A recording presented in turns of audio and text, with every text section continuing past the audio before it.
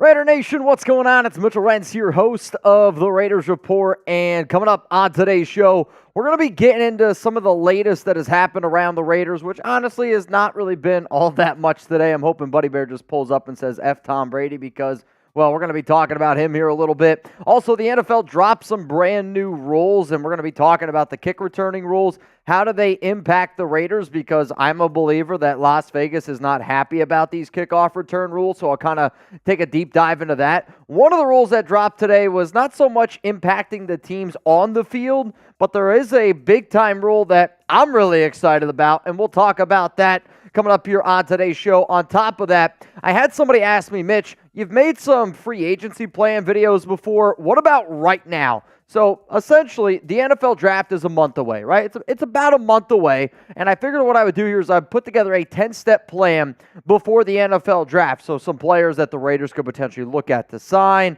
some players that you could potentially look at and, bring in, meetings that I would like to see end up going down. On top of that, Thayer Munford and a Dylan Parham plan. And this has been an idea that I've kind of thrown out there before. I'm curious to see what you guys have to say about it. And as always, hashtag Raiders or Super Chat to get those questions flowing in here on today's show.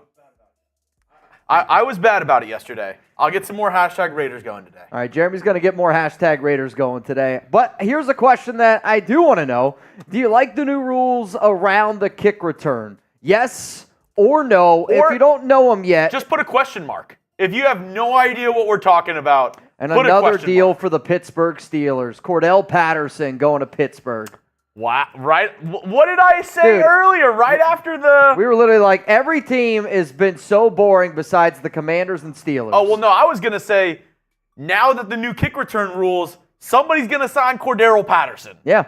I literally said that to Harry and 20 minutes ago. Just so y'all know, that's going to be part of the show that we end up doing today, and I actually am curious if you see some of these special teams, we'll call them... Special players. Special players, right? One of them. Do it. Special teams, special players, like could they end up getting a brand new deal? Like one of the players that we're going to talk about today is a guy like DeAndre Carter. So I'll give you my 2 cents on this once the show takes a little bit more of a deep dive on it. But I literally sat in here today and I go, should I put Cordell Patterson in a Raiders show? Because I figured he was going to be the one dude that could be impacted the most by it. I'm kind of glad that I didn't because now he obviously just signed with the Pittsburgh Steelers. Show ruined. I literally thought like that's what the show should be. Show the Raiders go out and get Cordell Patterson. But right now I'm seeing a lot of no's from Zalesbo, Urza, Richard Dillon. Maybe doesn't know what the rules are. And again, if you don't know what the new kick return rules are, coming up here on today's show, I'm going to outline everything that there is to know and at least kind of also give you like a Cliff Notes version of what are the important things that people need to know. The jersey that I'm rocking today is Cast Joey, and my man Cast Joey decided to pull up here to the Raiders Report. Joey, I appreciate you. Hello to you. I will say no boots today. No boots today, though. What about scoots or boogies? All right, I'll make you a deal. If he sends in a hundo, I'll do a scoot and a boogie. Okay. Though somebody might have to tell me what that is. I might just have to do the best thing that I think of what that might be. A little boot, scoot, and boogie in you. I'll do my best boot, scoot, and boogie. All right, here's my next question then, because the Raiders, their main kick returner last season, he's a free agent, DeAndre Carter. And what I want to know with these new rules, this is going to impact the kick return game. There is going to be more kick return yards than what we've seen over many years. Like, I don't remember the exact number, so do not quote me on it, but 10 years ago, I was listening to a show on YouTube, and they were like, there was about 40,000 kick return yards in the NFL about 10 years ago. Now, this past season, there was 12,000. I mean, it has totally taken the kick return game totally out of it. Speaking of 10 years ago, Getting tickets 10 years ago was extremely difficult. You had to go to the box office. You had to call somebody you know who had tickets. You had to deal with scalpers outside of the building trying to sell you fake tickets. You don't want to deal with that. Not anymore. Shout out to our sponsor, Game Time. And I think Jeremy's big message here is, when I want to go do anything, I want simplicity. I want it to be easy because I want to go and have a good time. I don't want to have to stress. And with Game Time, you guys aren't going to have to stress because buying tickets to your favorite events, it shouldn't be stressful. Snag the tickets without the stress with Game Time. Game Time is the fast and easy way to buy tickets for all sports, music, comedy, and theater events near you. With killer last-minute deals, all in price, views from your seat, and their best price guaranteed, Game Time takes the guesswork out of buying tickets. So Nation, download the Game Time app, create an account, and use code CHATSPORTS for $20 off your first purchase. Some of the things that I personally love about Game Time are, yes, you can find the last-minute ticket deals. I also love the search options for the different cities where right now, Chugs and I, we're here in Dallas, but if we were like, all right, let's go to Vegas this weekend, we can look in Vegas. Alex has been really trying to get me to do a quick little staycation, not even a staycation, a quick vacation for a weekend. Come back. That's something that we could do. The other thing that they have is the all-in prices, which I absolutely love. Oh, I mean, nothing feels worse than when you think you're paying one price and you get bamboozled and there's another price at the end. Imagine you're at the grocery store and you're like, oh, this milk's $2. And they're like, oh, we didn't tell you about the udder fee? There's a $5 udder fee now for milk. So actually, it's $7. $7 for milk. But I mean, no other fees on Game Time. Think about how many times, though, you've bought tickets and you're like, all right, I'm getting ready to go check out. And you're like, well, wait a minute. How is it almost double the price? For me personally, I like the all-in pricing. I also like that you can see your seats in the venue, which is really cool. I like that it's easy to find and buy tickets for every kind of event in your area, whether you want to go to a comedy event or what have you. And also this, because I've dealt with other people before, if the event gets canceled, because this happened to you and I. With Chugs and I last year, we got tickets to Drake. I don't know if you guys remember that. They canceled the event and they moved it to another date. There are some ticketing places that are like, not our problem. You can figure it out. Game Time was like, hey, don't worry. We got you covered here. We were still able to go to the event. It was awesome. Listening ears on, everybody. Listening ears on. Because we have a new code for you. Yeah. It's Chat Sports, one word, CHATSPORTS.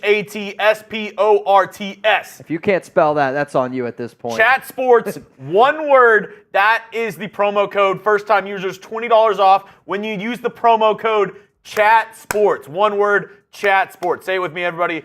Chat Sports. There we go. One word, not Chad, chat. CHATSPORTS. Download the Game Time app, $20 off with code CHATSPORTS. Go! Cast Joey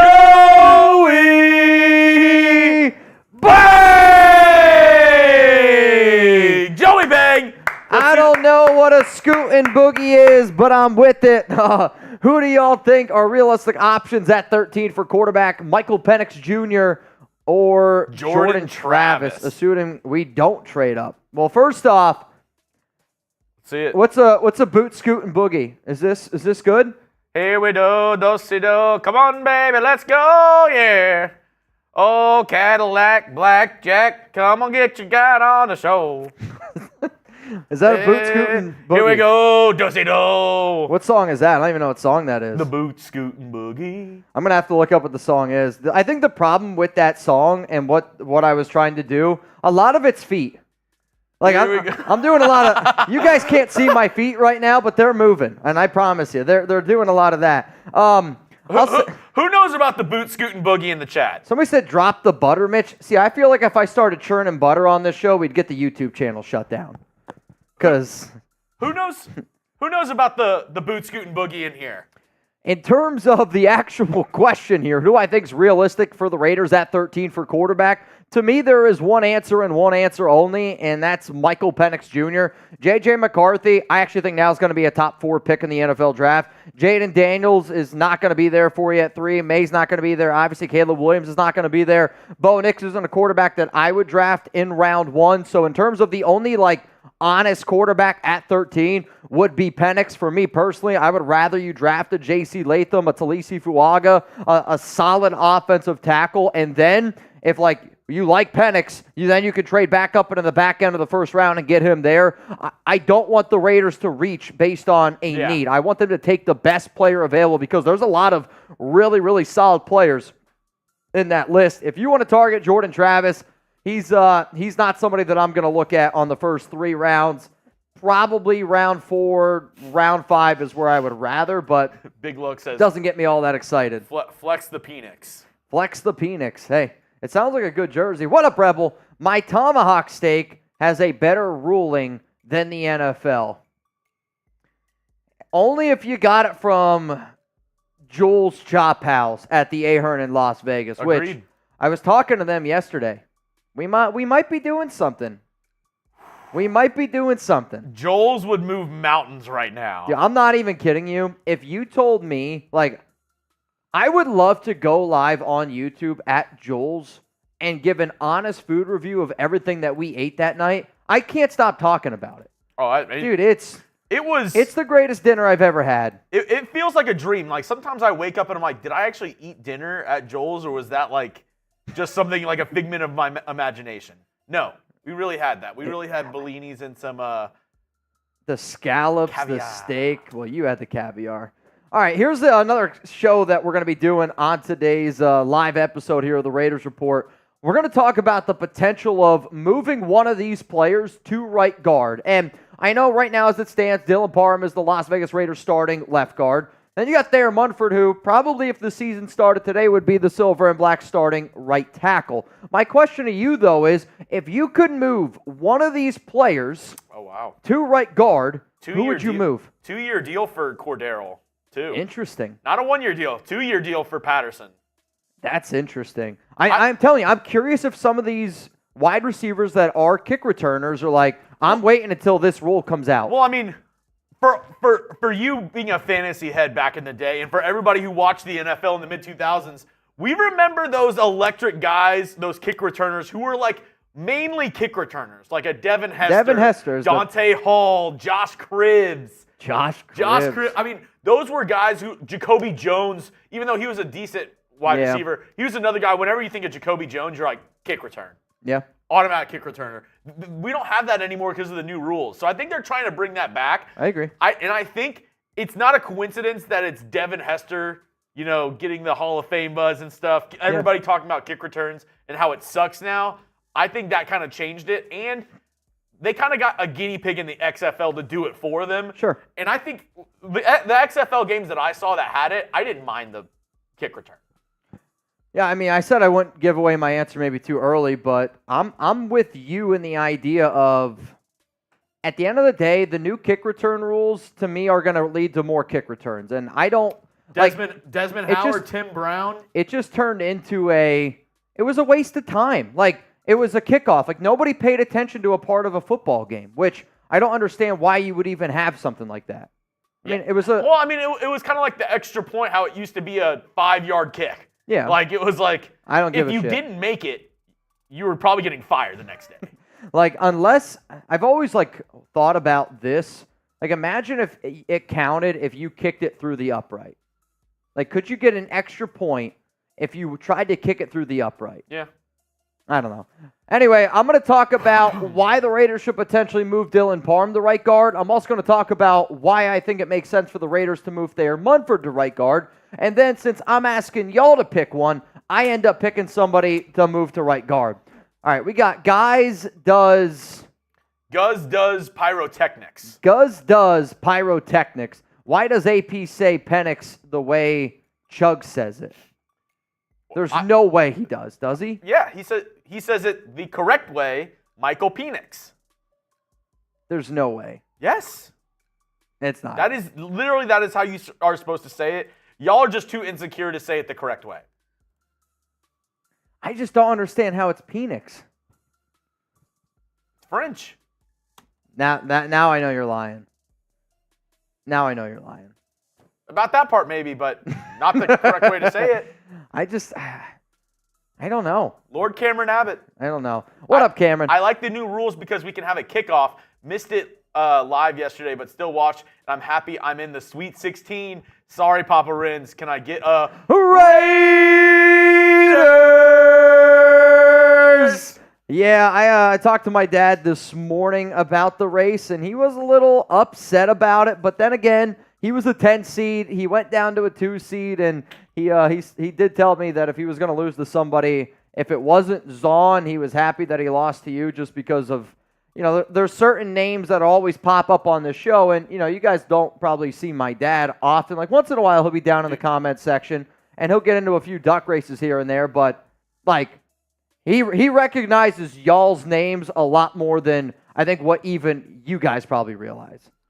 Like he'll be like, "Yo," and he'll just go on a tangent about somebody. I will say, Sienna, this is just a note for me and you later. Okay. I think 100% on draft day, if it's not clear what the Raiders are going to do, I say we have a shirt ready that says Big Penix Energy.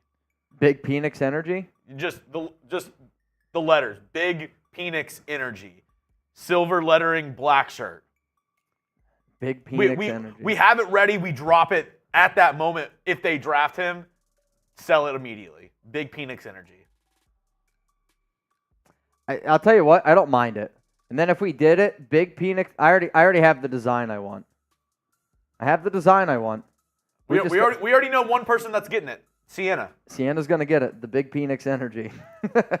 Let's go to John Rodriguez. And remember, y'all, we're not only going to just answer Super Chats today. If you use hashtag Raiders, we'll do a better job of putting those up on screen. Mitch, I've been waiting for my Raiders Chat Sports jersey that I won a month and a half ago and still haven't gotten it yet. The Chat Sports jersey, John Rodriguez. I will look into it. My guess is that we haven't sent it out yet, / the size was not available. Yeah, I know yesterday. Depending on what size it is, our manufacturer has been giving us a tough time with, especially Mitch's sizes. I've been having it easier like XL, double XL, but Mitch is more of a medium large, and I know those have been out of stock, at least in the black, for a little bit. Yeah, the black jerseys have been out for a while.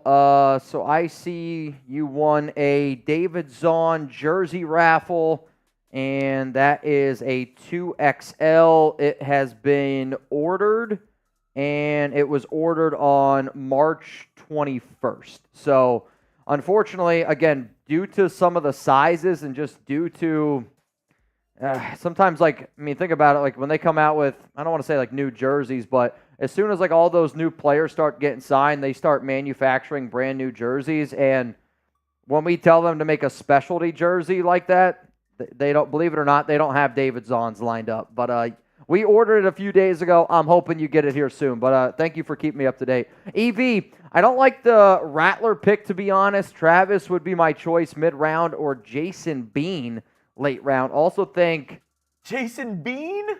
I don't.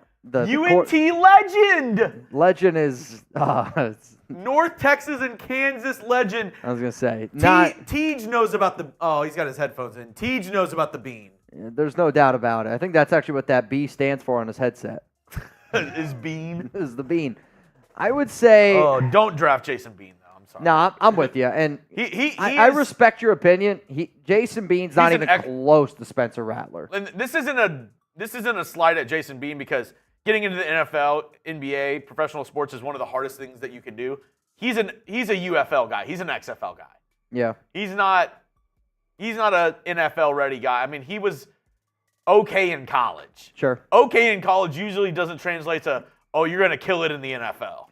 Unless you're Brock Purdy. I would. No, he was good. He was okay. Dude, he was pretty good in college. He was good. I'm just saying. I'm saying like Bean was getting beat out as a starter. No, I get it. But could you imagine if our Raiders quarterback room was Penix and then Bean, just back to back? That would be a hell of a QB room. The jersey swaps would be immaculate. Yeah, they would be pretty interesting. Don't let Grady Dick see. Who? I said I think he was good in college. Oh, nice hairdo in college. Yeah, I mean he was okay. Average. Yeah, he was. He had a 27-9 year. 19-9, 19-8. I mean, again, it's also the talent that you're playing with, right? Like when people come at me like, why do you like Drake May so much? He wasn't good this past year. Drake May didn't play with anybody at North Carolina. I hate to break it to you. But I'm going to roll with Rattler. To me, he just has better upside. He's got a better arm. Like, Travis might be the better runner, but until I see him actually run after his leg injury, I don't know if that's the case. But to me, everything that I look for in a quarterback, I would say Rattler's got the upper hand on him. Let's go to my man, OC. I got my Woodson jersey yesterday. Much love. That's awesome to hear. That is that's cool. And again, I like when people, let us know if we put out a deal, if we do something. We have so much stuff going on that I don't like to admit that I forget, but I am human, and I do forget things. But, OC, I'm glad you got your Woodson jersey. We got the Silver Driller. What a name. Yeah, can we get a Chugs likes Penix chain in the chat? You won't. No balls. It says a chain. Like, everybody type that. Oh. What if we no balls, you won't. What if we ordered like one of those like big bubble, you know what I'm talking about, like a big bubble chain? Yeah. We get one that says Chugs, and then another one that says likes, and then we get another one that says Penix. I don't know. If you lost the Knicks, it'd be bad. Yeah, not great. The Silver Driller. I'll tell you what, there's some names that you guys throw in here, and it's an interesting one. I'm also going to go back and look at the comments of this live show and be like, what was the thing that people commented the most? And this is going to be it. No doubt about it. Likes. I do like Michael Penix. I think he's a pretty good quarterback. You know, at 13, round 2, I don't hate the move. Some would even say I love Michael Penix. I mean, Penix at 44, I don't even want to say that I love that, but I do find it to be very good value. 13, though, is still a little bit too rich for my blood. Yeah. It is a little bit too rich for my blood. The real ugly dude, correct. I guess people do have balls in the comments. They are typing. They did it. Wow. I mean, that's weird. Usually, when you tell somebody on YouTube not to do something, they actually never do it. It's kind of weird. That's usually how it goes. You should totally not like the video because we totally won't start once we get to 300 likes. There's no way we would do that. So if you want to like the video, that would be such a bad idea. Don't go and like the video. Yeah, you don't want to do that. That would be bad. Don't do it. Mitch, not sold on Zeus running the ball. Is there a Kaufman, Bo Jackson type of running back in this draft? I mean, the problem is you're looking for a Bo Jackson type of running back. Like, here's the thing. Saquon Barkley ain't a Bo Jackson. Josh Jacobs ain't a Bo Jackson. You're looking for arguably one of the greatest athletes of all time in the draft. So to answer your question, no, there's not a generational talent at the draft at the running back spot. Is there a Bo Jackson? Is there like a Tom Brady or Peyton Manning in this draft? A Patrick Mahomes? Are there any wide receivers that are like Davante Adams? Is there a chance that there's a corner similar to Charles Woodson? That's a bad comp. There's some really good wide receivers. There are some really good wide receivers. My point, though, is no, there's not. There are certain backs that I like a little bit more. Like, to me, the top back in this year's draft is Jonathan Brooks from Texas. In terms of value, though, for where I would want the Raiders. He's a Cowboy. Ray Davis, Marshawn Lloyd. Jonathan. I could see that. Well, did you know what the story is? No. The Cowboys medical team is because Jonathan Brooks from Texas, from the Dallas area. Yep. The Cowboys medical team are the ones who did the surgery on his knee. Oh, so they have all the inside information on his knee and rehab. Oh, that's smart. I mean, that's probably what Jerry Jones was doodling down the other day. That's my Jerry Jones. Did you see his notebook and his the scribbles he had on it? I mean, dude wasn't even taking notes. Let's go to my man, Mr. Miggy Camacho. I just got to say. Dude looks good. You look like you've been hitting the gym. He said, you know what, if I'm going to be one of the security guards, I got to step it up. And I appreciate that, Miggy. I feel like Miggy... See, what's crazy is this is not what I thought Miggy looked like. And I'm glad that I have a picture now in my mind of Miggy. Before, I just thought Miggy walked around like this all day. It was just, that was Miggy Camacho to me. That's all I remember. Miggy, it's good to have you here, my man. All right, y'all, we got 750 people here in the chat.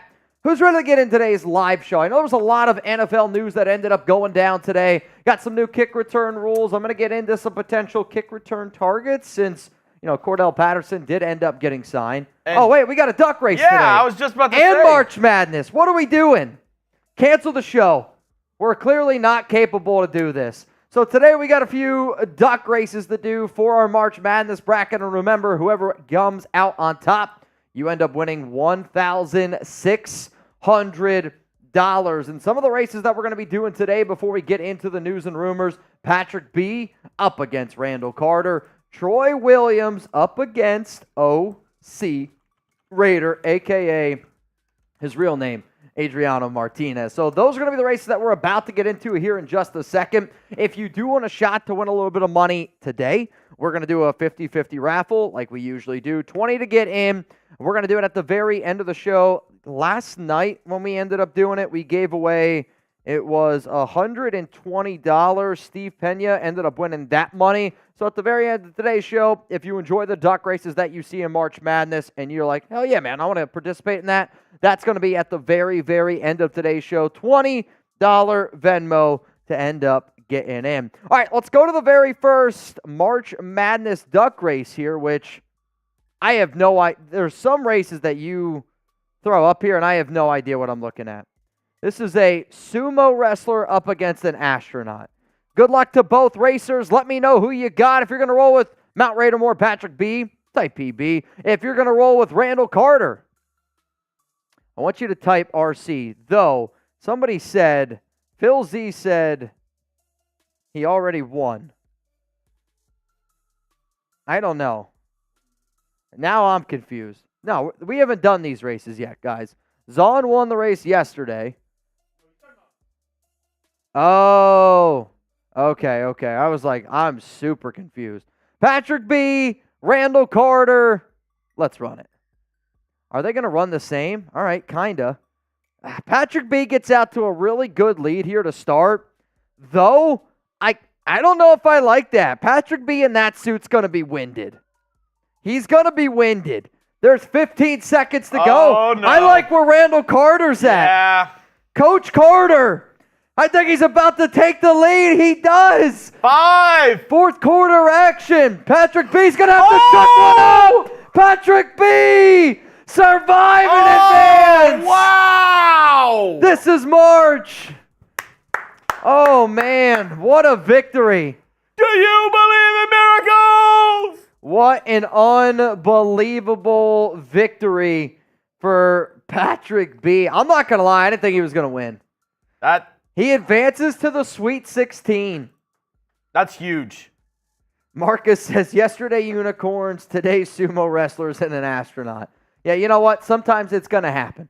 Sometimes random stuff's going to happen. The next race coming up here is going to be between Troy Williams, who proved to Misty that they're the more dominant Williams, and then Adriano Martinez up against OC. So let me know who you guys got. If you're going to roll with Troy, I want you to type T down below. If you're going to roll with Adrian Martinez, then I want you to get some OC Raiders down below. We got the 12 seed up against the 4 seed.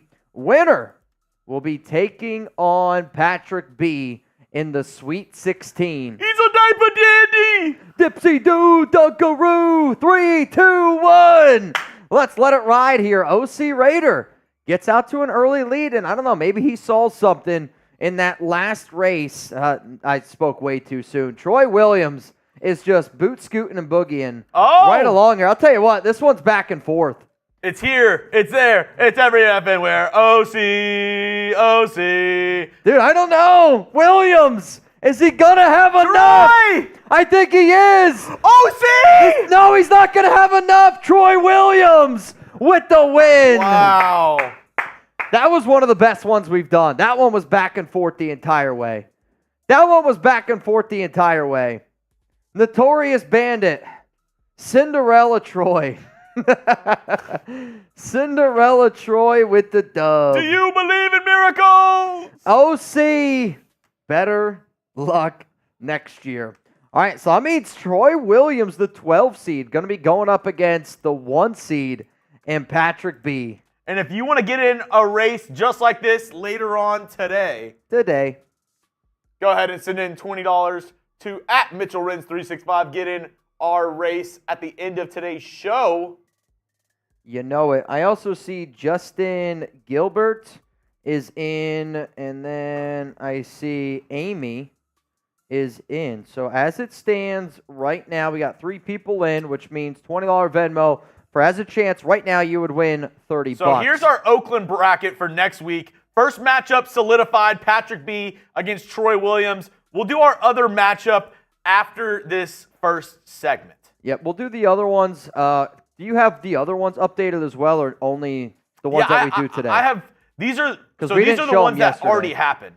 Correct. So the ones that you're about to see are already the Sweet 16 matchups that happened yesterday. So David Zahn, he got a win. Joshua Melton got a win. They're going to meet in the Las Vegas Sweet 16 bracket. Jason E.B. up against Amy. Winner goes to the Elite Eight here. Then on the Los Angeles side, you got Jose Corona going to be going up against Rob Fravor, and then Justin Gilbert up against Cameron Abbott. Do you believe in miracles? Yes, I do. Though, is that math? Yep, that math is mathing. Oh, yep. That math is mathing. All right, we still need a couple more likes, but I'll do this. I'm listening. If we can get to 220 likes, we're 5 likes away, I'll start the show. If we can get 5 more likes, then I'll start the show. Who's going to be that 220? Let me. Who's going to be that like? I don't know. Here's the thing with these. You never know who's going to be that special number. Cast Joey first bang of the month of March, which also our March bang race technically is going to end on Friday. Zahn's got a very comfortable lead. I don't really see anybody catching up to Zahn, but just something to think about. Austin, what do you think about late round pick for Cody Schrader? Cody Schrader. Let me add. Funny enough, the first comment we got today is from my guy RJ. Yep. Mitch, have you checked out Cody freaking Schrader? I know I said I would do my homework on him. So I've actually done a little bit of homework on him. I actually took him in a mock a couple weeks ago. Small dude. Okay. I mean, it says he's 5'9". If you're 5'9" in college, you're 5'8". Says he's 5'8.5". Okay, yeah. For the combine. Yeah. I was about to say, at Missouri, they had him at 5'9". You're almost never 5'9" if they put you at 5'9". He had an insane year this past year. In the SEC, he was a walk-on, came from a smaller school, but dominated in the SEC. He's a really physical, tough runner. Does not quit on a play. Okay. Really good motor. But the only thing that might hold him back and what will keep him as a later round pick is he is smaller. He's 5'8.5", and he has average athleticism.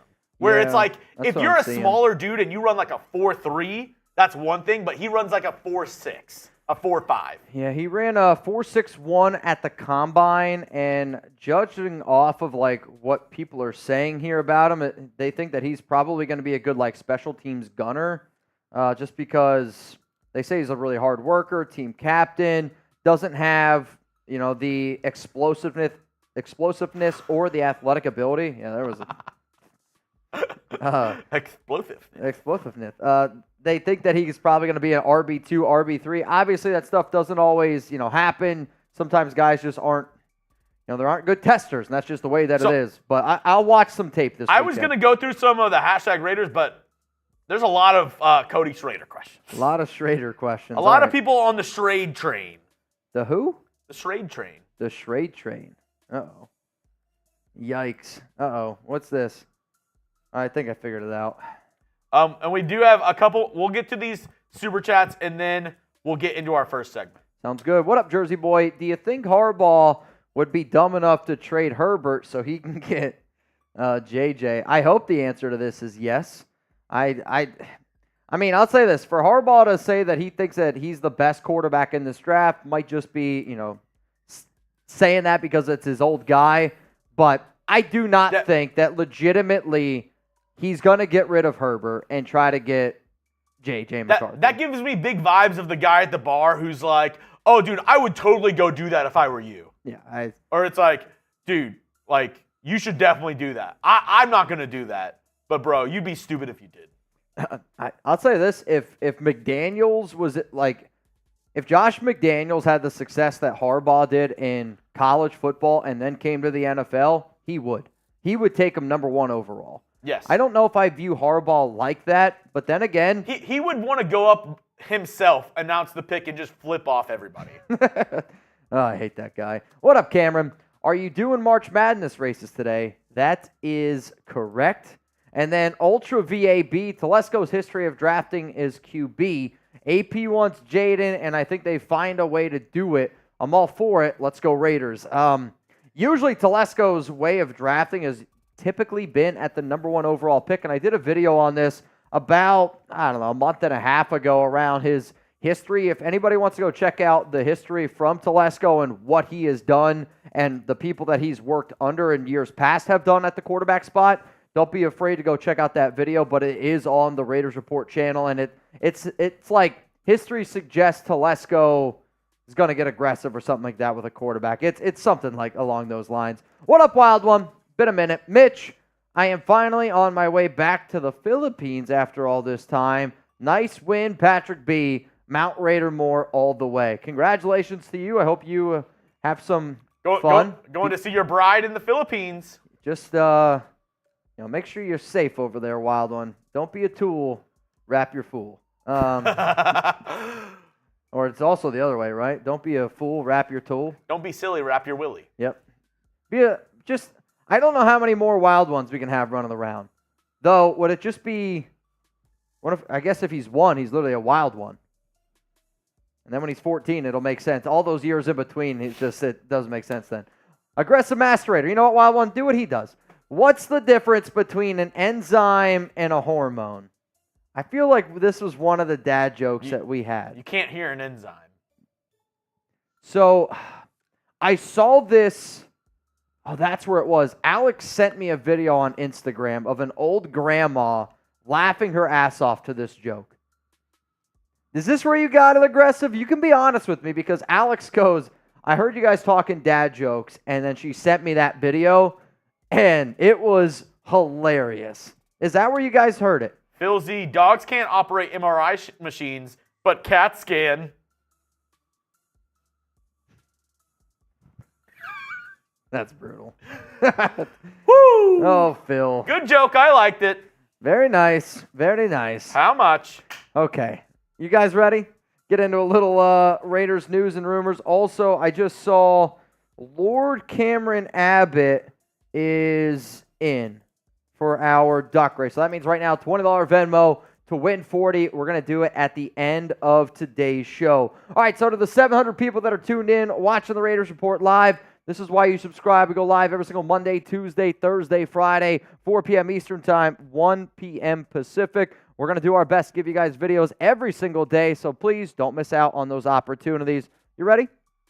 Tugs is ready to get this one rolling. Hopefully you guys are ready to get this thing going too. We're going to talk about some NFL rules, and should the Raiders bring back DeAndre Carter, we'll get into all of that right now.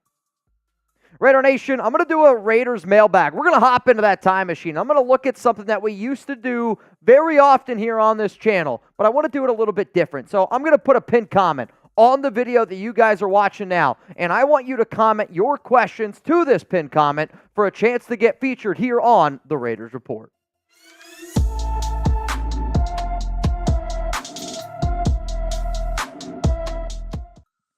Raider Nation, what's going on? It's Mitchell Renz here, host of the Raiders Report. And coming up on today's show, we're going to take a deep dive into the new kickoff rules and how they impact the National Football League, but also how they impact Las Vegas, because based on these rules and based on the voting, I don't think that Las Vegas really wanted these to end up going down. Because the Raiders don't have DeAndre Carter, he's a free agent, and he was their kick returner last season, I figured I would look at some potential kick return targets that are on the roster and then also that are still wandering out there in free agency, since a guy like Cordell Patterson just signed a 2-year deal with the Pittsburgh Steelers. On top of that, we got some new NFL trade deadline rules that if you don't watch the show often, I don't know, one of my favorite weeks of the year is the NFL trade deadline, and I'm excited that we got a little bit more time to talk about it. To make sure that you never miss anything going on around the Raiders, around the National Football League, hit that subscribe button, turn on those notifications, and anytime that there is an update, I promise you this, you're not always going to agree with me, but I promise you will not find anybody that's going to outwork me. So subscribe and join the program.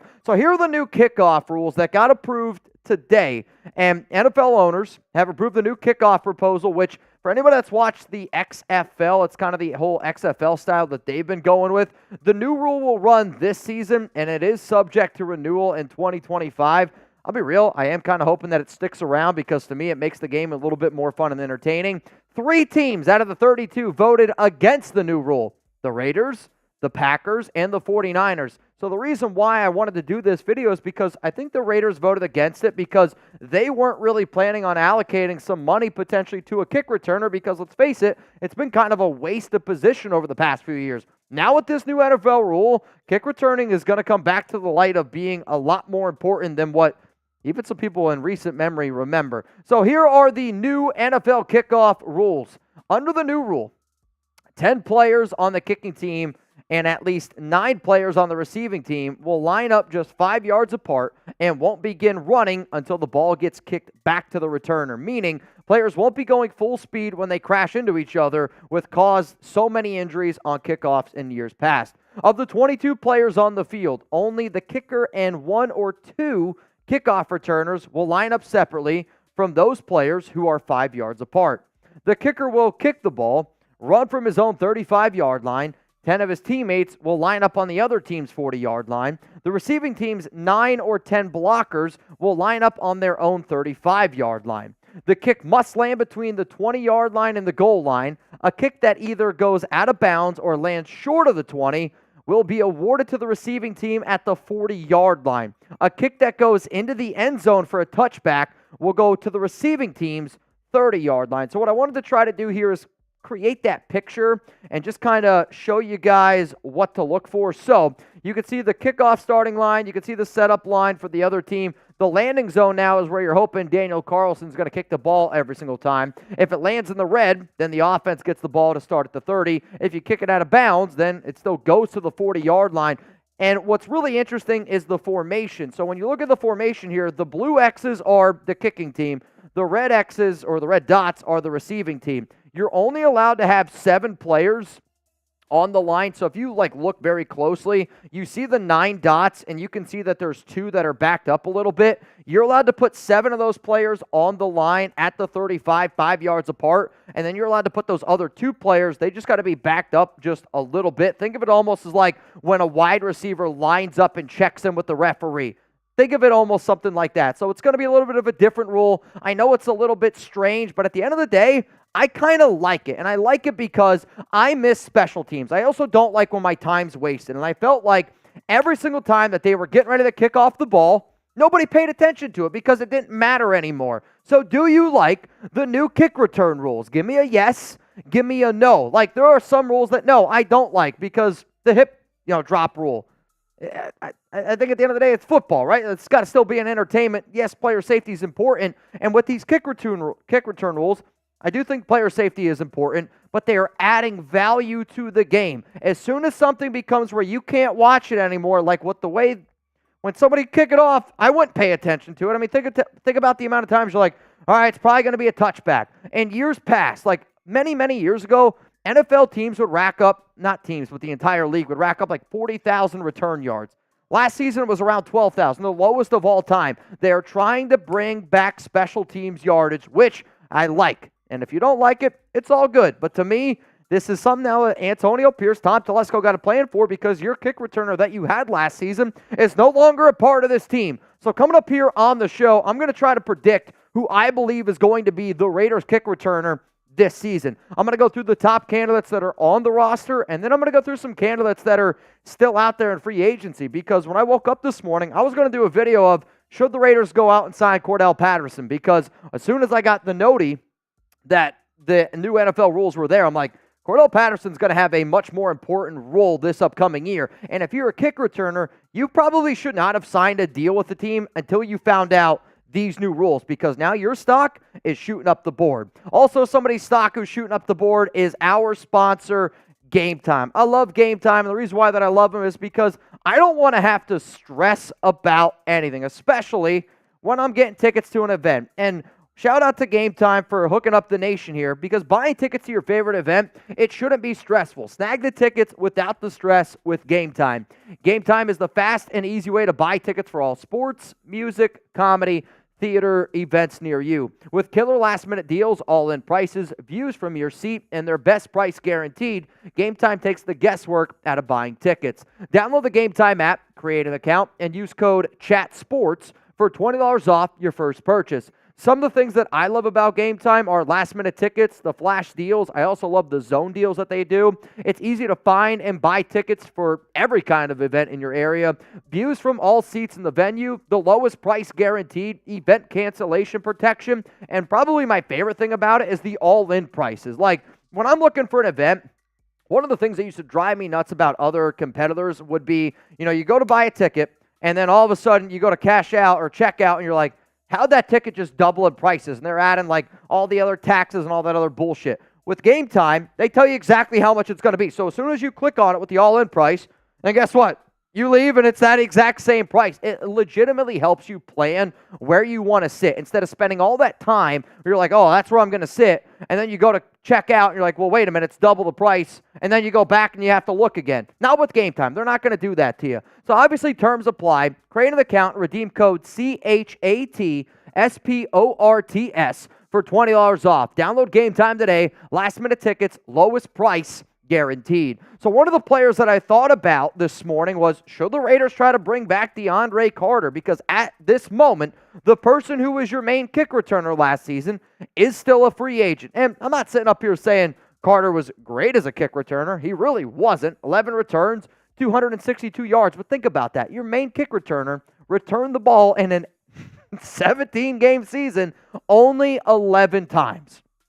It's not a lot. And I know that it's not a lot. But my question to a lot of people out there is, would you bring back DeAndre Carter? Does it make sense? I'll get into that here in a little bit more on today's show. But if we're just concentrating on the players that are on this roster right now, to me, there are 3 clear-cut names that could be your Raiders kick returner this upcoming season. Coming in here at number 3, it's Tre Tucker. And if I'm being 100% honest with all y'all, the guy that I would want to do it the most is Tucker. To me, he is almost built to be a special teams player. He's electric. He's got the acceleration. It would be really fun and entertaining to watch him play. Last year as a rookie, no, he's got a lot of new things to learn.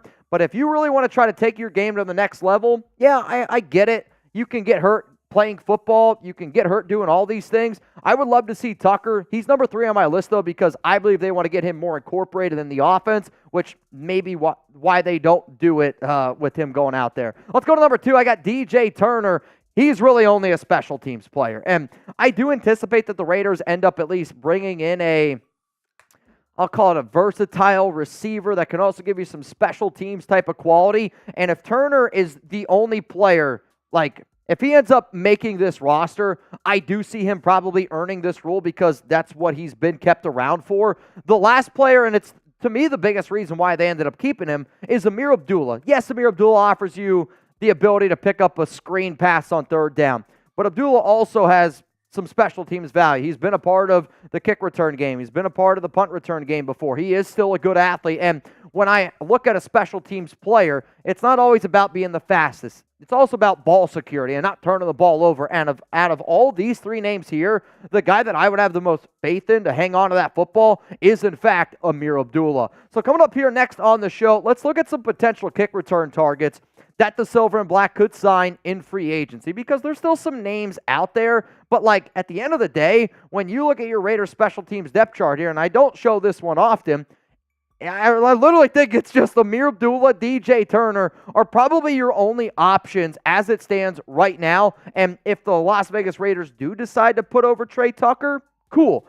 We can add Tre Tucker to this list, but also when you look at the wide receivers in general, no disrespect to Wilkerson, no disrespect to DJ Turner, you still need to add another player to this rotation just in case Jakobi Meyers or Davante Adams or hell, Tre Tucker end up going down, because I'll tell you this, I do not want to see, I don't want to see Wilkerson or Turner on a field in a game that actually matters. So when I woke up this morning, I was like, should the Raiders bring back DeAndre Carter? He is a player that has had some AFC West ties before, was a member of this team last season. Yeah, they didn't really use him in the receiving game all that much, but he can still kick return. So should the Raiders re-sign DeAndre Carter? I want you to type S for sign. I want you to type P for pass. My answer on this question is, if I was the Raiders, okay, obviously money, it comes down to money. Would I be upset if the Raiders signed him? No. Would I look at other avenues? Of course I would. But if you want to make sure that you can get a good bang for your buck, I'm okay with the idea of signing DeAndre Carter. He was on the team last season. He has the connection with Telesco when he was a part of the Chargers. On top of that, I would have more confidence in Carter than I would Wilkerson. I'd have more confidence in even him than somebody like a DJ Turner. And when Chugs and I were out for the Super Bowl, which is probably at this time like 6 weeks ago, Carter was there, and Carter was one of the players that I talked to, and he was very open to the idea of coming back to Las Vegas. He said that he enjoyed it a lot, though he was a lot surprised at what the Las Vegas lifestyle was like and that he enjoyed it. But if for him to tell me that he would like to come back and with all the connections on a cheap deal, I'm okay with it, because what I don't want to do is go out and break the bank on a receiver, because they're making some pretty big bucks in free agency. If you're like, no, Mitch, I'm passing on DeAndre Carter, let's look at somebody else. Well, one of the names I do think that you could keep in mind is Jamal Agnew. Really good athlete. Last season had 14 returns for 144 yards and was a solid spark player. The other type of role that I want to be able to bring in here is somebody that can offer more pre-snap motion as well if you do ever decide to put them on the offensive side of the football. To me, the job that I'm looking for, kick returner, gadget player that I can use as a decoy. Jamal Agnew is an interesting one. This one does scare me a little bit. Jakeem Grant, he ended up in the last 2 seasons, I think he popped his patella tendon, and then he also popped his Achilles. So he hasn't played since 2021. But if you want to talk about a legit athlete, and he at one time was down in Miami, and he was an electric return player, offered you some deep speed, and because you're seeing the Raiders have some of those Miami ties with Patrick Graham, with Rob Leonard, Adam Butler, Christian Wilkins, John Jenkins, could you potentially look at a guy like Jakeem Grant? Another name that I'm going to throw out there, if you're like, nope, I don't want a smaller receiver. I want to be able to add somebody that gives you some special teams value in the kick return game, but then also could be a potential red zone option, a bigger receiver, since, Tre Tucker, DJ Turner, a little bit smaller, Jakeem Grant, smaller, DeAndre Carter, a little bit smaller, a bigger guy. So I would at least keep in mind as a Laviska Shenault Jr. He has never panned out the way that I thought, but I also do think that he can be a much better receiver than what you saw the past 2 years in Carolina. They just didn't use him correctly. He is a good athlete. Yeah, he's had some injury issues, but he is a good athlete to me. Another name that I'm going to throw out there is Byron Pringle.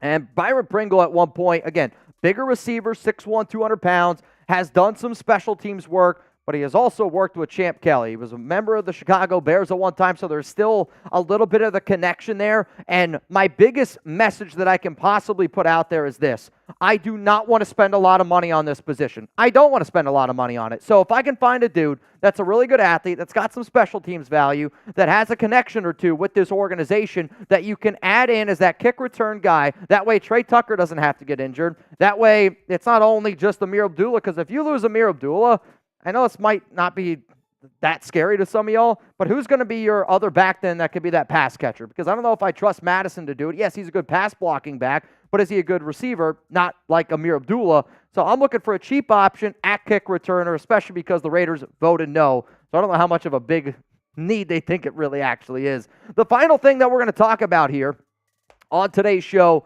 is the new NFL trade deadline rules. And this makes me happy because as a content creator, this gives me an opportunity to make a little bit more content. But for NFL teams out there, one of the things that I hated with the new NFL schedule was, think about it, you got 17 games and the old trade deadline was week 8. You're not even halfway through the season.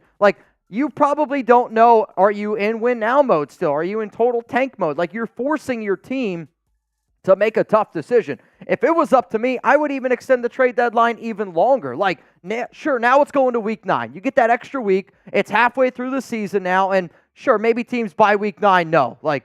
Yeah, we're not going to make the playoffs this year. But for a Raiders team that I expect to be somewhere around that 500 mark the entire year, this gives you a whole nother week to be able to look at your roster and say, are we selling or are we buying? And I like the fact that they ended up doing this. So the trade deadline is now November 5th, and the fact that they ended up pushing it back is a big win for Chat Sports. It's a big win for all the content creators out there, and I'm not going to lie. I saw this, and I was extremely, and I mean extremely excited. Now, if you guys want to hit me up on IG or Twitter, I'm at Mitchell Renz 365. I love when people ask me questions on social media. I also love when people interact with me online. Now, be respectful. You can always disagree with me, but I want people, when they disagree with me online, to at least be respectful and let's have an adult conversation. I was live on a show yesterday. Shout out to Raider D. He invited me on his show and we, squashed some beef here. But it was really cool to be able to make that connection, and the way that connection was made was on social media. He invited me on the show, and if there's anybody out there ever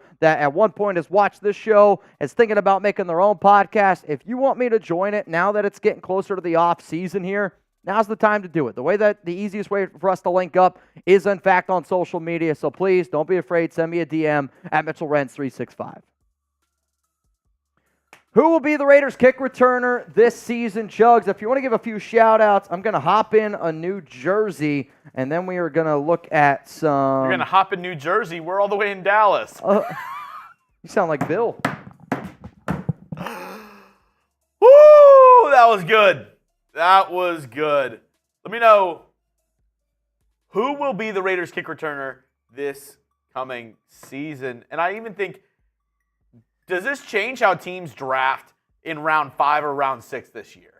Could a guy like your guy Vidal, could he be somebody, or one of these shifty, quick running back or wide receivers be like 6th or 7th round pick, be like, we need something like at the kick return spot. Maybe we just bring in a guy who's shifty in the later rounds and say, maybe he can be our guy.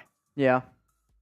I mean, I don't think it hurts athletes, right? Like, and I used to always say, I'll look for special teams players in the later round. Special teams, special players, check. You think it's only a matter of time before we consider kick return like a position? Like a DH in baseball? Yeah. I don't know if that's the answer.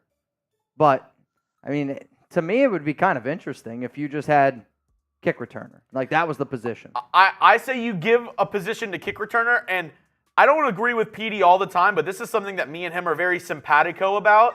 Mm-hmm. Kicker, punter, one person. Kickers should be able to punt too.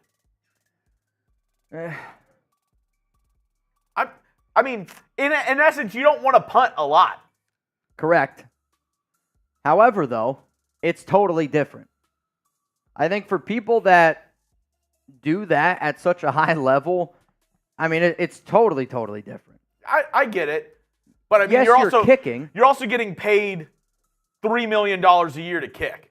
Sure. I mean, that's like saying because you're really fast, you should be able to play wide receiver, and you should also be able to be a great gunner on special teams just because you're fast. A lot of the times, the lower receivers are both. But it doesn't make you a great receiver. Like, what I don't want is I don't want a really good punter and a shitty kicker. I don't want a really good kicker and a shitty punter. Why not have a great punter and a great kicker? I'm just saying, if a dude could do both, give him $12 million. Why? Then you're costing yourself even more money. No, give him maybe double his salary. Give him $6, $8, $9 But you're mil. still spending the same amount of money then. But then you have an extra spot on your roster. Dude, I don't know. Petey gets it. It's a bad take. I get, and in a world that it works out where there's a punter that's also just as good. If you're good enough to be an NFL punter, and if you're good enough to be an NFL kicker, sure. I don't think that there's that many people out there that are good enough to do both. I don't think there's many people that are a top 32 punter in the world and a top 32 place kicker in the world. Call me crazy. Just like pitchers should be able to hit too. No, they shouldn't. Hence why the DH even was invented. Some pitchers can hit, like Jacob deGrom, though he hasn't played in forever. Are you guys on my side or are you on Chugs' side? You guys can let me know. If you're on my side, type M for Mitch. If you're on Chugs' side, type C for Chugs. Let me know. What I do know is we got a few more matchups here for our Sweet 16. We got the Oakland region. We got Rodolfo Kemp. He's going to be going up against Nico Laz. Buzz-O-Maddox on the same page with you, though majority of the chat, I think, is riding with me. Yeah. Miggy Camacho, the 7th seed, up against L.A. Crash Dog. It's been a tough week for Chug so far. Yeah, I mean it's only Tuesday, so Oh, shit. that's brutal. That's how you know. Yeah, I mean, who knows? I guess it could be worse. I mean, just think, you could leave here and go work that Locked On Raiders. That would be probably worse. That would blow. Rodolfo Kemp, Nico Laz is the first race, and then we got Miggy Camacho going up against L.A. Crash Dog.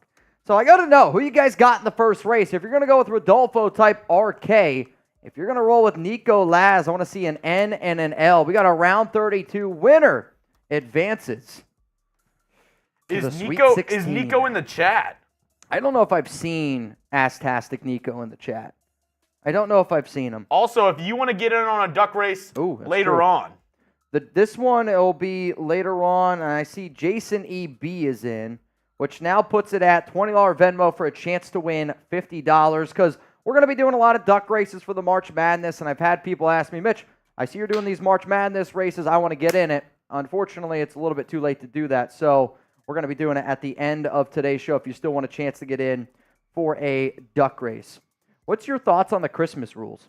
Christmas game on doubleheader on Wednesday, and then there's a game like Thursday, and then it's like Saturday, Sunday, Monday. There's a lot of Christmas football games. I mean, for me, I like it because the one thing that we don't get as much is we get to watch the rest of the league and other games. Like, I'll have to go and watch highlights, especially of games that are on at the same time as Raider games, because we're so locked in. Yeah. We can't, how normally if we were just two guys who were Raider fans, we'd be able to go to a sports bar, have the Raiders game on, and then have other games on as well. Mm-hmm. But, I mean, I'm cool with it. I celebrate Hanukkah, so, I mean, really no difference for me on the dates. What if the Raiders played on Hanukkah? Well, there's 8 days, so I'd be good. I'd have 7 other days. Yeah, never mind. That was a horrible analogy. You're like, are you sitting down? It happens every year. Yeah. The good thing is you're like, it's okay. We got 7 more. I'll tell you this. One thing that we will be doing again, gimbals. Spinning some dreidels. And honestly, paying rent. Dude. We're going to be paying some rent. What up, Buddy Bear? People had to do their taxes, put in their W-2s, and had to be like, I made this much from Gimmel. Would you have to report that? I don't know. I mean, all Gimmel activities are reported to the IRS. Very, very true. All right, we got Rodolfo Kemp, the 11 seed, going up here against Nico Laz and the 3 seed. Winner advances to the Sweet 16. I don't know if Nico is in the chat today, but I promise all Nico races in this tournament will involve something that has a NOS. That has a NOS? That can't, like a car. It has to be something that you can hit the NOS. I got you. You guys ready to get this one rolling? 3, 2, 1. Let's let it rip here. And out to an early lead was Nico, but Rodolfo, I will say this. I'm very curious of the bike choice on the dirt. Rodolfo, I don't even know if he has a helmet. Nico's well protected if he crashes. Oh, dude, he's got the lightning bolts on the side. Bro, he's getting ready to hit that NOS. Hit the NOS! Come on, Rodolfo. Rodolfo, I think, is going to have it. Yes, Wow. Rodolfo hits the NOS at the same time and comes away with a win. Nico waited too long. Whoa. Yeah, I mean, that's reckless driving. That's just showboating. Somebody pull him over. Rodolfo Kemp with the win. It's a big one. That's big. That's big for the program. No, I'm surprised with a bike like that and with a lightning bolt, Nico lost. He did not time up the NOS very well. Yoda said he getting it up. He's doing something all right. I'm actually worried he's going to get it on my shoulder. And this next race might be the most highly anticipated race of the day. Yep. Nico WF Laz. What's up, Patrick B? I know. It's on my shoulder now. It is what it is. So then the next race is a big one. Miggy Camacho versus L.A. Crash Dog. Against Gunny. I just saw Philip Bogert. He is in for our duck race. So, Philip, you in, which now puts us at 6 people. Winner gets $60. So, $20 Venmo for a chance to win 60 doll hairs. At the very end of today's show, we still got 2 more segments to do, which we'll get into here. The next one that's going to be coming up on the show is my plan for if I was the Raiders, what I would do with Dylan Parham and Thayer Munford right now, because I would switch it up a little bit, and I don't want to give it away entirely of the show that I would do, but I would switch it up here a little bit. I don't know if we've ever done this one. I almost feel like this gives LA an advantage. Because he has dog in his name. It's the Crash Dog. Shout out to Gunny. I will say, though, I don't know if we've done this one once.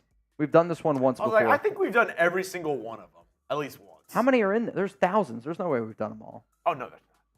There's like 80. 80? Yeah.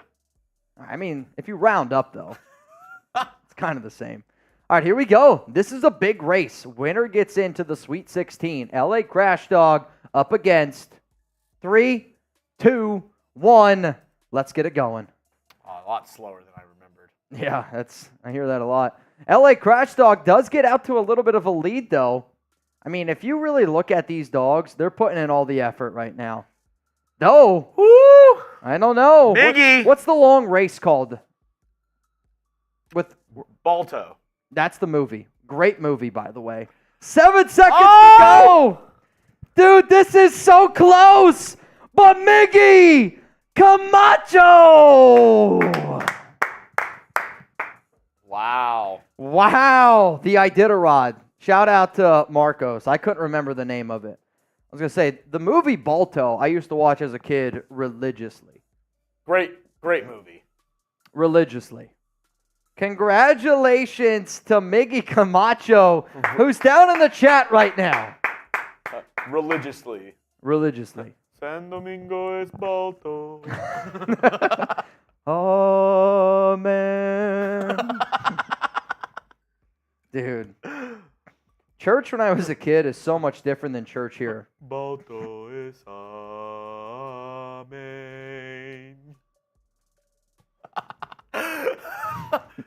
Forgive me, dogs, for I have sinned. Oh, man, this will be my last walk. Yeah, congrats to Miggy. Shout out to Kamiggy, man. Spam Miggy down in the comments section, which... Get Miggy with it. If I did it correctly... Nah. If I did it correctly... Oh, yeah, here we go. Oh, dude. And the Oakland bracket in the Sweet 16, we got Patrick B. going up against Troy Williams, and then 7-11, always open, Rodolfo Kemp up against Miggy Camacho. Bro, we could have a 12-11 Elite 8. And just a reminder for those who maybe forgot those other days leading up, we also have David Zahn, the other 1 seed that is still in it in the Las Vegas bracket, going up against Joshua Melton, Jason E.B. versus Amy, Jose Corona versus Rob Fravor, Justin Gilbert versus Lord Cameron Abbott, and now in the Oakland division, Patrick B., Troy Williams, Rodolfo, Miggy Camacho. That means we have one more region to go through. One to more get to our region Sweet to go 16. to, and it's the Brockton region, Al Davis's birthplace. The last chance to get a 16 seed in the Sweet 16, something that has never happened before in March Madness history. Yeah. It's going to be interesting, man. So the next race up after this next segment, Trevor Robledo, Lori Sandoval, and then Raider Sancho versus PG 2869. Then at the very end of today's show, the other side of the Brockton region, James Guevara versus Matthew Yoakum, Alfredo Ramirez versus Noah Garcia. The Brockton region is going to be an interesting one. Dude, especially if Noah Garcia makes it to the Sweet 16, a 15 against 16 would be an electric factor. Honestly, I know we were a little worried about filling the whole bracket. Yeah. Since we did it this year, proved that we could. I say we go 100 next year. We can't do 100. How about this? And hear me out. What if next year we did what would be the next size up? I feel like going 64 and doubling that to 128 is just way too many. Yeah. I feel like, but 100, I don't know how it would work. We would need the... No, I'm saying instead of $50. $100 to get in. I thought you meant 100 participants. No. I was saying instead of instead of $50, $100 to get in, winner gets $3,200. I mean, I'm in. I will say this. Whoever wins, you automatically get put in next year. I think that's a fair rule to have. You got to be able to defend your title. Yeah. If you win, you automatically get in. I'll pay your cover fee. I think you got to make it. Yeah, you automatically get in. Rebel wants to do 69. Nice. That's, I don't know. Matthew Y, 128, 2 brackets of 64. We can barely We would keep up. start that in January. We can barely keep up with 64 people. We would. All right, we got March Madness starting in January. Hey, Mitch, I don't see my picture on the second bracket in the Brockton region. I'm number 7. I don't see my picture in that one. Sorry, Wild One. I'll update that for you. All right, y'all. Do an NIT bracket. How many even teams make it to the NIT? 16? I have no clue. So we already did the latest Raiders rumors. The Now not important tournament. we're talking a little Thayer Munford and Dylan Parham. Parham. I also see Jose Corona said, you know what, Mitch? Get me in that duck race. Excuse you. Get me in that duck race, which now puts us at 20 to get in. Winner right now gets $70. $70. All right. $70 dollars. I accidentally put it as Jose Cobra. That's kind of lit. All right, we're going to leave it. Cobra's kind of a dope-ass last name. Cobra Kai. Great show. Cobra Kai. Never It's seen an it. okay show. Oh, so I've never seen it. I'm going to be honest. Wait, really? On Netflix, Cobra Kai? Cobra Kai? I don't even know. You never saw the first 2 seasons really good. What is it? The last one's kind of corny. Have you seen The Karate Kid? Yes. One of my favorite movies growing up, I think it was called The Three Ninjas. Do you know that one? No. Is that the movie Three Ninjas? Does anybody know what I'm talking about? Yes, dude. Watch the movie The Three Ninjas. That was probably a movie I watched when I was a kid all the time. Heck, I even had the masks. Something I used to watch all the time, Ninja Surfers. Ninja Surfers? I feel like that's somebody was like, all right, how do I take the Three Ninjas and Rocket Power and put them together? Dude, look it up. I'm looking at it right now. It's I recognize the one actor. That's interesting. Rob Schneider's in it. Oh, I'm a big Rob Schneider guy. Low key, what's your favorite movie that Rob Schneider's in? The one where he switches bodies with the teenage girl. Is that Hot Chick? I think so. Hot Chick. That's a funny movie. Deuce Bigelow? That's a good one as well. Deuce Not So Big Below. Mark. Oh, I don't know if I can put that. I think that might be a slurricino. I think that might be a slurricino. Yeah, Marcos. I'm not gonna test the waters on that one. Sean, how do you catch a polar bear? Dig a hole in the ice and fill it with peas. When the bear goes to take a pee, kick him in the ice hole. Do you get it? I actually don't. All right, so how do you catch a polar bear? Dig a hole in the ice, fill it with peas. When the bear goes to take a pee, kick him in the ice hole. My guess is... I don't get it. Are you trying to say... Do you get it? Honestly, I don't get any of this up here. I get you kick him in the ice hole. Is it supposed to be like... Asshole. Yeah? That's my only guess. I don't get it. Yeah, you know, what's funny, the last time I don't even know if I can say that.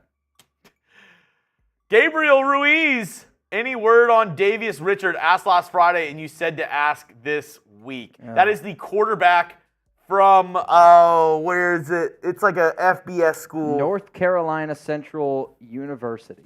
You looked up a little bit on him after that show. I did. I looked up here a little bit. I'll be real. I don't think he ends up getting drafted. A lot of the times, Jeremy and I are like, certain players are, that's a good way to put it, probably just built for the UFL or another type of league, Canadian football. He is big, like he's 6'3", 200 pounds, but some of the notes that I looked at on him, like he was voted Offensive Player of the Year this past season. But no. The other thing that you have to figure out for a quarterback like this is which team is going to take a chance on him, and then / like which team is going to be willing to roll with him for a little bit longer. Good athlete overall, but the notes that I have are weak arm, bad field processor. He was good at the level that he was at. I don't think, though, he's going to be able to make it in the NFL. Though, it was cool that I was able to add another player here to my arsenal. Let's go to Brandon Jasper. It's that time again. It's time for another shout-out for locals. Locals. For the best content, personal interactions, and more live shows. I'll be live tomorrow on Locals, 6 p.m. Eastern Time, 3 p.m. Pacific. Nico. Oh, boy. Yeah. He lost. Eric, nice jersey. Are we drinking today? Eric M., I am not drinking today. Though, if anybody, because today Cass Joey sent in a hundo, and I gave him a boot, scoot, and boogie. So if you're looking for a boot, scoot, and boogie, Eric M., then that's what I got. It's a pretty good one, too. The only other thing that I can offer you, Eric, is I will... Firstborn named Eric M. Nope, not quite. Eric M., I'll make you a deal right now. If you send in a $100, I'm going to send you my corn coffee mug. I haven't used it in a while. Oh, wow. He's rocking his corn shirt up there, which we started doing the whole corn the long way thing when we had McDaniels as a head coach, and when we would do a beer bong, I would pour it in the corn the long way. However, it is green because the corn husk. And, yeah, that's probably the best I can do. A boot, scoot, and a boogie, and I'll send you my old corn the long way coffee mug. Chugs and I can sign it for the hundo for me wearing your jersey. I know. Other dope movie is The Pest by, I don't know who that is. John Leguizamo. Do you know that? No. I have no idea. What I do know is I got a plan for the Raiders at the offensive line, and it involves Thayer Munford and Dylan Parham and more cowbell. Coming up here, I'm going to tell you what the Raiders should consider doing on the offensive line. The Las Vegas Raiders should move either Thayer Munford or Dylan Parham to right guard. I'm Mitchell Renz, host of the Raiders Report, and coming up here on today's show, I'm going to give you 5 reasons why the Raiders should move Dylan Parham to right guard. Then I'm going to give you 5 reasons why the Raiders should move Thayer Munford to right guard. And then I'm going to tell you, if I was Las Vegas, which player would I rather move to right guard? If you agree on that statement that the Raiders' offensive line would be better overall if one of those players at right guard, I want you to click that like button because, believe it or not, I really think that you're going to enjoy today's show. And I thought about doing this show for a while, and I get it. There's some people out there that don't like to talk about the offensive line. I know the people that watch this show are real ones because when you care about the big guys up front, those are the type of real ones out there that I want, and that's really where Telesco is putting a lot of his concentration. But when you look right now at this Raiders offensive line, I don't anticipate DJ Fluker is going to be there. He's just, if the season started today, would be the name to throw in there. But the reason why that I would do this is because there's so much more talent at right tackle, at left guard, in free agency, in the draft, and I think that you could build a better overall offensive unit with a brand new coach in James Craig for your Raiders offensive line. So let's see what we can do. Let's build the best unit possible, and I believe that's putting one of those 2 players over to right guard. So first here, we're going to look at Dylan Parham and why he should be moved to right guard for the Silver and Black. The first reason, back in 2021, when he was a member of the Memphis Tigers, he played this position. Now, he also played right tackle. He also played left guard. He also played center at the Senior Bowl. And one of the reasons why the Raiders drafted him in round 4 was because of all of that versatility. When you look at his 2021 PFF grades, Parham, 881 snaps, had an overall grade of 78.8, a pass blocking grade of 79.2, and a run blocking grade of 84.5. I believe in this new run blocking scheme that Craig is going to implement on top of the pass blocking scheme, the overall offense with Getsy. I do think that Parham would be a better fit on the right side. Let's go to another reason here. He was solid at right guard in 2022. He has played probably 90% of his snaps for the Silver and Black on the left side. But there were times last season where he was forced to play right guard. In fact, was the first week of the entire year, which he played 35 snaps for Las Vegas, or 2022, excuse me. And 2022 PFF grades in week 1. That's on me. 35 snaps, had an overall grade of 82.3, a pass blocking grade of 82.6, and a run blocking grade of 73.1. That is as a rookie. Then the other time that he played right guard back in 2022 was week 4, funny enough, against the Chargers, so Telesco maybe got an opportunity to watch him a little bit. He played 75 snaps, an overall grade of 77.2, a pass blocking grade of 73.8, and then a run blocking grade of 74.8. My point is this. Parham has showed that he can play multiple spots, and he has played right guard before. If I tell you right now that I believe that I can make the overall offensive line better by putting Parham at right guard, because let's face it, the right guard options in the draft, the right guard options out there are not very good, and I want to make sure that our offensive line is one of the best in the National Football League. Also, I like to be the best here at Chat Sports, and we are in a battle this week with our 49ers channel in a subs battle, and as you can see, we're down after day 1. But here's my opportunity. I don't know how many times y'all have watched this show before, and I know that every single day somebody watches the show and they are not subscribed.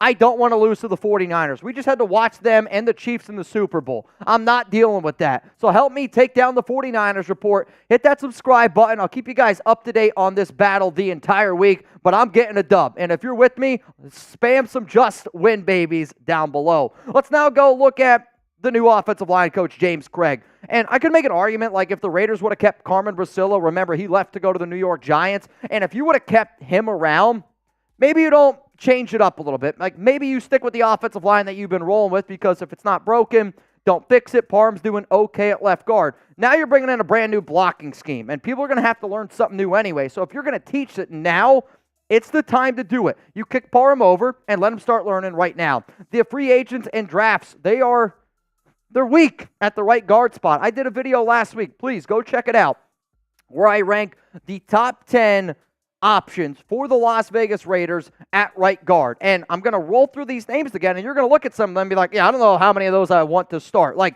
Zinter's not even going to be able to play this season. No disrespect to Tre Turner and Phil Haynes. No thank you. Dylan McMahon and Layden Robinson are probably round 4 and beyond guys. You got Hala Vata'i, who he's played like 200 snaps last season. Mark Lewinsky, I would say, is a below-average right guard. Greg Van Roten, out of all the free agent right guards out there, is the best one available. Now, sure, you can get Christian Mahogany probably in round 3 or round 4, and then Christian Hayes is probably going to be available to you in round 2 or round 3. My problem with that plan, though, is if you are planning on drafting a right guard that you are going to consider starting right away, that takes away your ability to potentially take a quarterback, an offensive tackle, a corner, a linebacker. And yes, offensive guard is important, there's no doubt. But I also know that we can fix this issue if we go and do it a little bit of a different, unconventional way, and that way is kicking Parham into right guard. Also, the left guard talent is just superior to the right guard talent in free agency and in the draft. I made a video about probably a month ago, and I listed all the left guards. Like, you can still look at a guy like Dalton Reisner. You could bring him in. You could look at some other of the top guards that are going to be in this year's draft. My point is, when you look at from top to bottom, the depth at left guard compared to right guard in free agency in the draft, it is not even close how much better the talent is at the left guard position than it is at right guard. So instead of just trying to take a small pot of players from the right guard spot and insert into a lineup, you drafted Parham to be versatile. Let him be versatile. Kick him over to the right side and go find yourself a left guard. Now, before I get into the reasoning of why I would move Thayer Munford to the right guard spot, I do want to give a shout out to today's sponsor, Prize Picks. And Prize Picks has been putting money in my pocket the entire year, and I want y'all to go out and give it a shot because you're going to have a good time doing it. Go to prizepicks.com/CLNS and make sure that you use code CLNS. And what's kind of funny today, I interviewed somebody to have... We're hiring here at Chat Sports, and I asked them, if you could explain yourself as a sponsor, a company, how would you explain yourself? And they literally told me Prize Picks, because they're a sports junkie. They love looking at all these games, whether it's college basketball, whether it's the NBA, obviously during football season, but it's also super easy and simple, and all you got to do is choose more or less. And I'm going to look at all y'all in the eyes right now, and I'm not a college basketball guru. I'm not a basketball guru. I'm not. However, our Chat Sports team, I'm the Raiders guy, we got basketball guys here. And this is the lineup that they want me to roll with, and they made a lot of money for me over the weekend. So I'm going to share the picks with y'all so you can put a little bit extra money in y'all's pocket. How do you do it? You go to prizepicks.com/CLNS and make sure that you use code CLNS for a first-time deposit match up to $100. I love Prize Picks, and there's a reason why that they're the #1 daily fantasy sports app out there. It's super simple, easy to play. All you got to do is choose more or less. It's really as simple as that. And I do miss football, but I almost enjoy it more for basketball because I'm not a basketball fan. And I know there's probably a lot of people out there right now that are like, I don't even watch basketball. My March Madness bracket's busted. I lost to David Zahn in the round of 32, right? Here's the thing, though. You go put some money down with Prize Picks every single game you're interested in. Every single game is like you pick that team to win the national championship. Why? Because you're watching, you have a chance to win some money, and it's really fun when you incorporate other people. Like Alex and I, if Alex and I have nothing to do on a night, I'll put down $10 on a game, we'll sit down and watch it. Now, that's if I want to also watch the game, if I don't want to watch The Bachelor or something with her. But it's something that we do. It's a fun thing to do. Go get started, prizepicks.com/CLNS. All right, here, let's go into the reason of why the Raiders should potentially move Thayer Munford to right guard. I know I laid out all the reasons for Parham, and you're going to see some similar reasons here, so I'm going to go through this one probably a little bit quicker. But for Munford, he played right guard in 2021 with the Ohio State Buckeyes, and he had the opportunity at times to at least get in the game and show you what he could do. And when I think about Munford, this was a player that when I watched him coming out of Ohio State,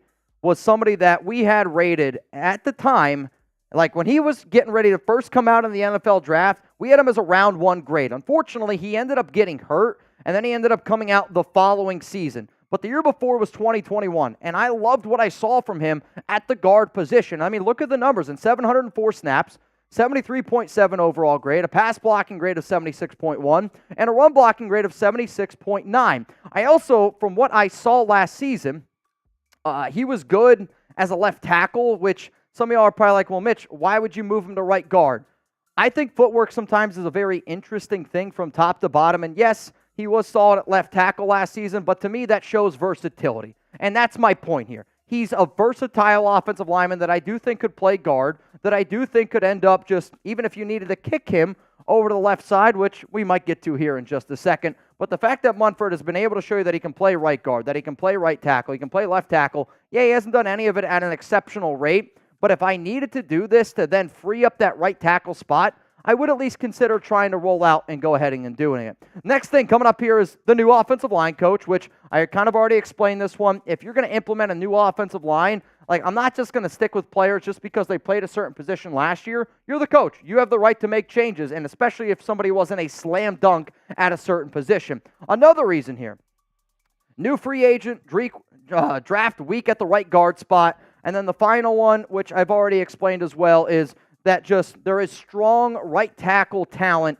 in the draft. Like there's guys like Talisi Fuaga. There's a guy like J.C. Latham. And again, I am trying to build the best overall offensive line. And if that's what I'm trying to do, no disrespect to Thayer Munford, but if you have an opportunity to get a Talisi, to get a J.C. Latham, to get a Mims, like I would rather put them at right tackle and then you kick Parham in to right guard. That to me makes your overall offensive line better. Like I'm not passing on a Fuaga or a Latham or an offensive lineman that you could potentially get in the first 2 rounds because I have Thayer Munford. No, that's not smart. You kick Munford into right guard, you put somebody else out there at right tackle that you draft high, and then you go out and sign somebody like a Dalton Reisner. I'm trying to build the best overall offensive line that I can. But the reason why I wanted to make this video is because there's a tough decision that needs to be made. The Raiders don't have to do anything. You can keep Parham at left guard, you can keep Thayer Munford at right tackle. However, based on what Telesco has said recently, anything's available. Anything's on the table. They know Parham is a versatile player.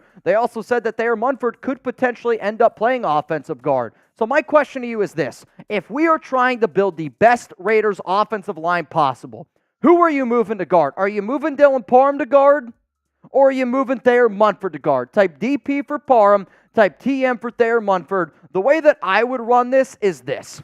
I would move Dylan Parham to right guard, and then I would move Thayer Munford to left guard. And some of you are like, that is just coming out of nowhere. Because I would move Parham to right guard is because I actually think that he would be a better fit in James Craig's offensive line than his structure if he were to play on the right side. On top of that, I want somebody to be able to help out whoever that right tackle is that we bring in. I think that we're going to end up bringing a right tackle in the draft. And if we do end up bringing a right tackle in the draft, then I want Parham to be there next to him, comfortably next to him to help him work and get, a little bit more help. Yes, I showed you these numbers, and he was a reliable right guard as a rookie. But the fact that he's been able to play multiple spots, let's go ahead and let's do it. But then on top of that, when you look at Thayer Munford last season at a left tackle spot, yes, I get it. Left tackle, it's different than left guard. But to me, his footwork is a lot better on the left side than it is the right side. On top of that, he showed you last season that he was getting better and better and better. And for those of you that watch the show all the time, I'm a sucker for that kind of stuff. I mean, look at his numbers in Week 15, then look at his numbers in Week 16, and I don't want to hear the excuse, you're talking about a Chargers team that they had Khalil Mack, Joey Bosa. Week 16, the Kansas City Chiefs, the Super Bowl champs, on Christmas Day. He had a hell of a game. And then Week 17 against the Indianapolis Colts, another outstanding game. He proved to you that he can get it done on the left side. So if I was to be the Raiders offensive line coach, if I was AP and Telesco, this is what I would want. Based on right now, I would want Colton Miller at left tackle. I would put Thayer Munford at left guard. I would have Andre James at center. I would have Dylan Parham at right guard. And then based on the talent at the right tackle position, which is probably the biggest reason why I would do this, is because I love the right tackles in this year's draft. I don't love the right guards in this year's draft. The left guards are okay as well, and you can go a few different ways. Obviously, you could keep Thayer at right tackle, and then, you could maybe draft a guy like Cooper Beebe from Kansas State, put him at left guard, and then you put Parham at right guard. I get it. But if I'm trying to build the best overall offensive line, imagine if the Raiders were able to get a Fuaga Latham and Amarius Mims and Tyler Guyton. All these offensive linemen right here are going in round one. These guys are going in round one, right tackles. And then if you do end up drafting a Michael Penix Jr., why not get the guy that's been blocking his blind side? Put him at right tackle. I mean, look at this offensive line here. You're telling me right now this wouldn't be one of the best O-lines in the National Football League with Miller, Munford, James, Parham, Fuaga? Replace him with Latham. I don't care who it is. This is the type of line that I'm trying to build, and I believe if you end up doing a lot of these things, you could have a very successful team. So I don't know if you guys can see the comment or the question that's down below, but this is the question that I want you to answer, because if you look at this and you go, honestly, Mitch, I don't have a lot of confidence in it, well, then we're not going to do it. So what is your confidence level in the Raiders offensive line that you see up on screen? 1, you hate it. It is a horrible, horrible offensive line. 10, it's one of the best offensive lines in the National Football League. Based on that line that I just showed you, my confidence level in that would be a solid 9, dog. I mean it. To me, you got one of the best left tackles in Colton Miller. You have Talisi Fuaga, who I think is an absolute monster of a human being. And if he gets drafted by the Raiders, people are going to fall in love with him because he's a tough mother effer. Then you have Parham, who I do think is going to be a better right guard. Andre James, who's been a solid center. And then Munford, who showed you last season that when he was on the left side, I get it, tackle, that he was better, that his footwork was better. He's also played left guard before at Ohio State. So my bottom line is I'm trying to put players where I think that they are the best to create the best overall team. And just because you take Fuaga at 13 doesn't mean that you can't get a quarterback in the first round. What if we had that offensive line built, and then you trade back up into the back end of the first round to take Michael Penix Jr.? I know that I have not been the biggest Penix fan. I would be on board for something like that. So in conclusion, I believe that the Raiders should move Parham or Munford to right guard. Personally, I would put Parham at right guard. I would kick over Munford to left guard, because left guard and right tackle talent available, it is better than the talent that is available at the right guard position. And I know I'm throwing out left guard, right guard, and there are certain players that can play both. There are also some players that can't. And there's also guys in the draft that if you're a left guard, you're probably going to make more money because you want to be able to protect that blind side. If you end up drafting a lefty quarterback like Penix, somebody like Parham would love to probably play on the right side. Both players can play multiple positions. And if you're a team, you shouldn't just focus on right guard. Yes, it is the biggest hole in this team. I look at it as we have a missing piece on the offensive line, and let's do everything we can to make sure that our offensive line is the best product that we can possibly put on the field.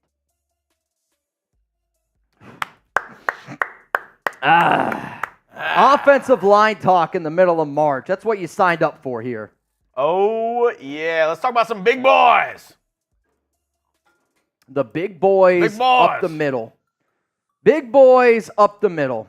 Daniel Caps Keenan said, you get Fuaga, our tackles are top 5. I'm with you. Adonai Ventura, 100 and down 3 mineral waters. I mean, sure. If you guys want me to do a boot of water, I will do a boot of water. We don't have mineral water. Correct. I have faucet water. Which is mineral water. It is mineral. I guess all water is mineral water. If you guys want me to do boots for the jersey, I will still do boots. It just won't be beer. I would even do coffee, but our coffee machine took a shit this morning, so I don't know. It's out? Yeah, I don't know. It's not good. I know that. Good thing we have the pour over. Yeah, thanks. Red Eye Nation, Mitch, Chugs, keep killing it. Fire content, even with the odds against us. If we do move up in the draft to top 3, when do you think it would occur? I think it would happen either the day before or draft day. I think these teams in the top 3, especially Washington, New England, and Arizona, they're going to stretch this out as long as possible because at the very end, whenever the clock is ticking, deadlines make deals. So whenever they see that deadline, they're like, hey, we're going to give it to this team unless you offer this. Teams are going to be more willing to give up that draft capital, give up whatever, whenever their butt is against the flame. Yeah, I mean, deadlines make deals. That's always the saying, and it's, I think, especially true in the NFL and a lot of the, these sporting leagues, if you will. But also on top of that, like, if you're an NFL team that doesn't have one of those top 3 picks, you probably think that right now you're going to overpay. And you're going to overpay because you're going to get something, right? Like, it's a business. Like, people are always trying to get a good deal. Where if it's draft night and let's say one of those top 3 teams, like they have a certain quarterback in mind that they're going to take. Because there's some teams out there that they don't view that it's top 3 quarterbacks. There's some teams that maybe have 4. Like, they want to get the best value overall possible. And if you're a Commanders or if you're a Patriots or if you're a Cardinals team, and then it comes draft day and you're like, well, that guy's not available that I wanted. Then you pick up the phone and then you could try to trade back, which then for the other teams, it might end up being cheaper. It might not be, but I'm with Chugs. To me, this happens like a few days before the draft or literally on draft night. And if I was a betting man, I think it's going to be like Chugs and I are live. We're getting wild. We'll probably at that time have 10,000 people watching us. And then it's going to be if the trade happens, it's going to be, holy shit, the Raiders are trading up to this spot in the 2024 NFL Draft. What up, Rick? I am in, Raiders, baby. You in, Rick? I don't know if I see it. Oh, I realize this is a 20. Rick, it's Venmo only, man, because if you win, I can't send you the money on YouTube. So if you want in our duck race, Rick, I need you to send it on Venmo at Mitchell Renz 365. Rude, the game time discount code is Chat Sports. Nico, duck race. One word, Chat Sports. ChatSports. Chat Sports. One word. Can actually. I was going to say. I'll put it down below for you. Matthew Y. I don't even know what that is.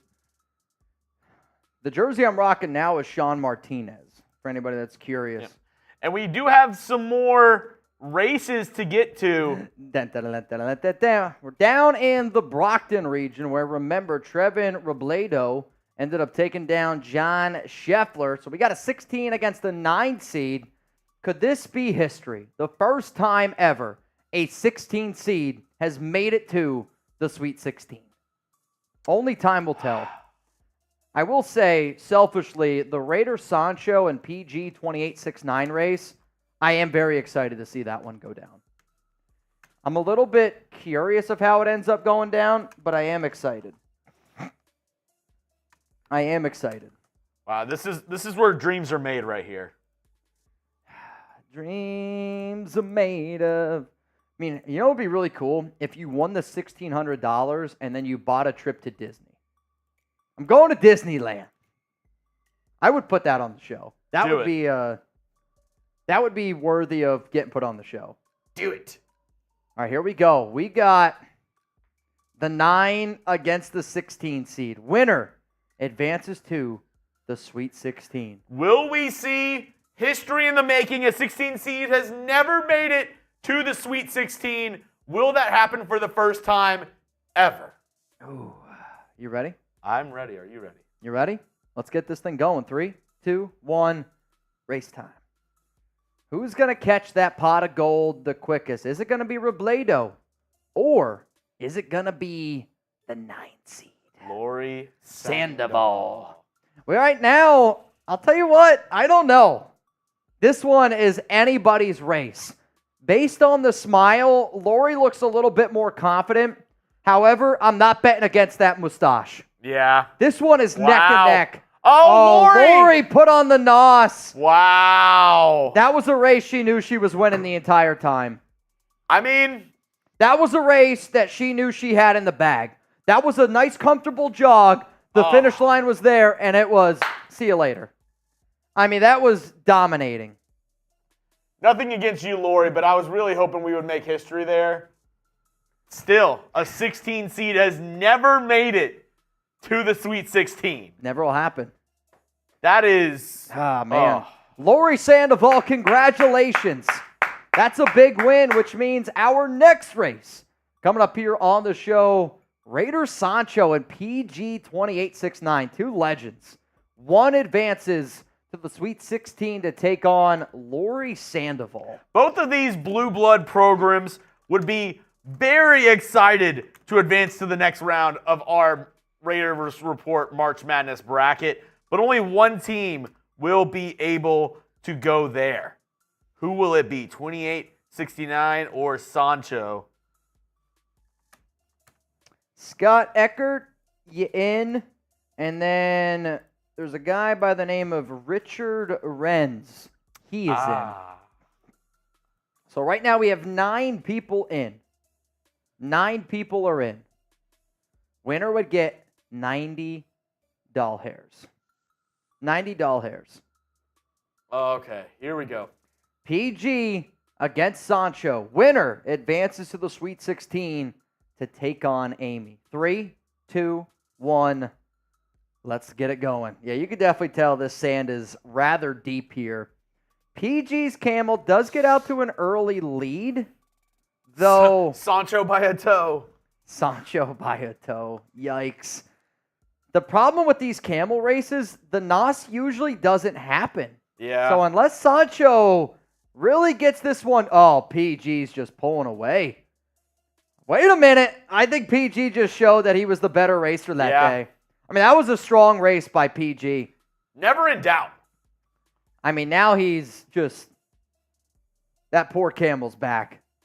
I don't even know if you can do that. I think that's against the law.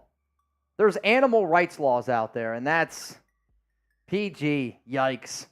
He's definitely enjoying retirement. There's no doubt, man. There's no doubt. Congratulations, Nico. That's big. That's a big win right there. What's impressive is they just have kept going.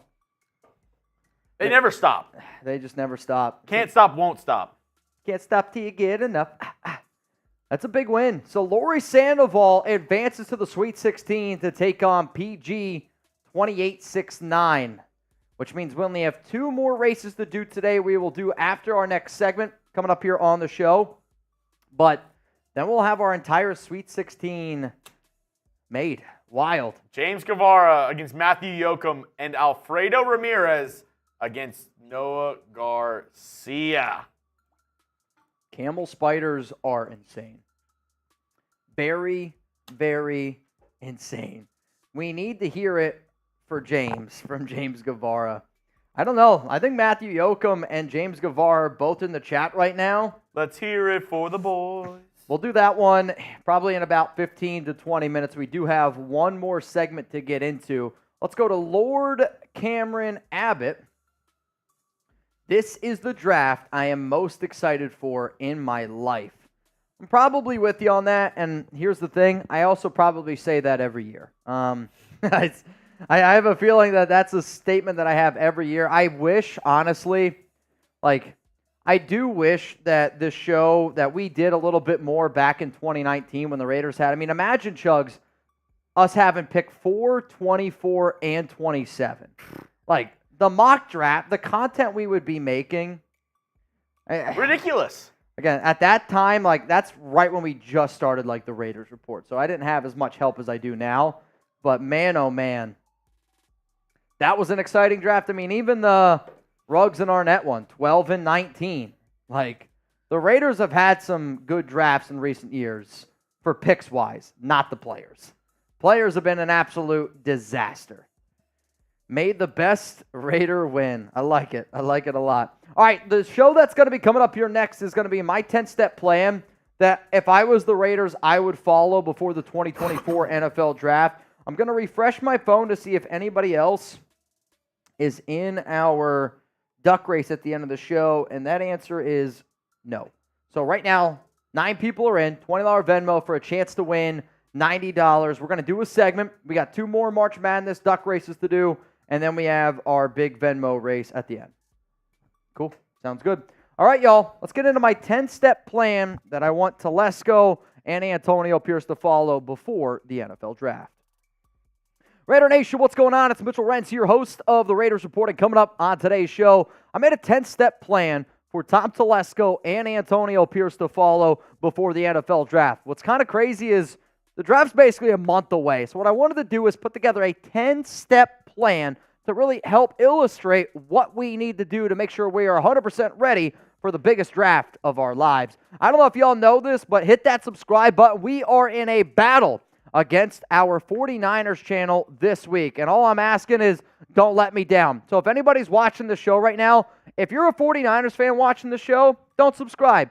If you're a Raider fan that can't stand the Bay, that can't stand the 49ers, now's your time to subscribe. Because if there's one thing I don't want to do, I don't want to lose. So let's just win, baby. Let's go to my 10-step plan here for the Las Vegas Raiders. The very first thing that I'm going to do is I'm going to cut Janarius Robinson. And in fact, I can't really figure out how this guy's even still a part of this team. He had a DUI about a month ago at this point, and it was a really bad situation. He was intoxicated in a parking lot outside of a casino where apparently he ran into a woman. I mean, not like ran her over, but at least just like ran into her. It was a horrible, horrible situation from top to bottom. And Antonio Pierce this week said this about adding players to the Raiders.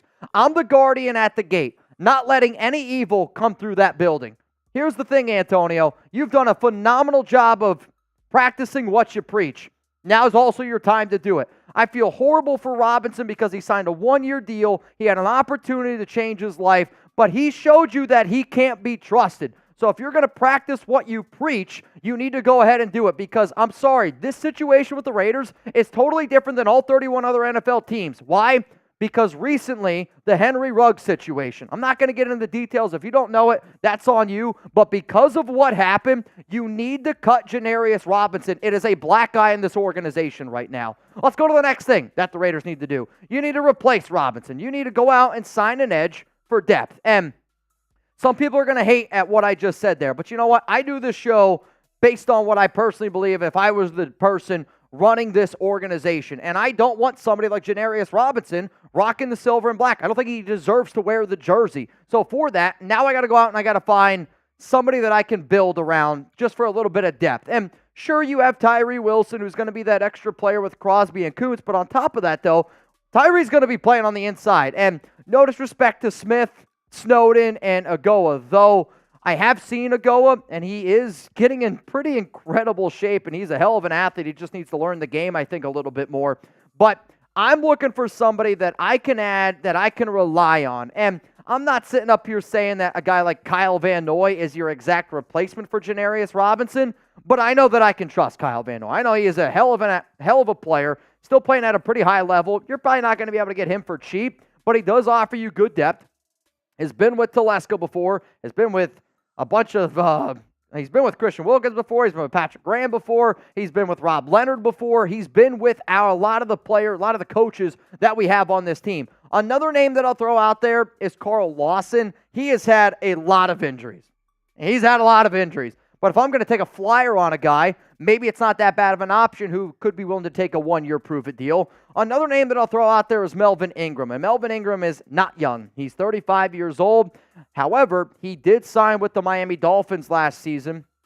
when they needed him. And if all I need is a little bit of a depth piece that could come in on a cheap deal, could be a veteran, could help out a player like a Malcolm Kuntz in a potential contract season for him, I think it'd be a smart move for the Silver and Black. Let's go to the next plan here that I would do for the Raiders. I would sign a left guard in free agency. And for some of you that watched my show that I put on when I was live, it's no secret. I want the Raiders to move over Dylan Parham to right guard, and I want the Raiders to put Thayer Munford at left guard and then draft a tackle in the draft, potentially in round 1, to build an offensive line. So, Mitch, you just said put Thayer Munford at left guard in free agency. You're right, but I'm not going to give him the job. I'm not going to give anybody the job right away. And if I can go out and sign a Laken Tomlinson for a cheap deal, maybe Tomlinson's just your backup guard. Maybe he's your sixth man. Maybe you then, if you're legitimately considering getting somebody that could be a starter, well, let's get Dalton Reisner. You put Dalton Reisner then at left guard.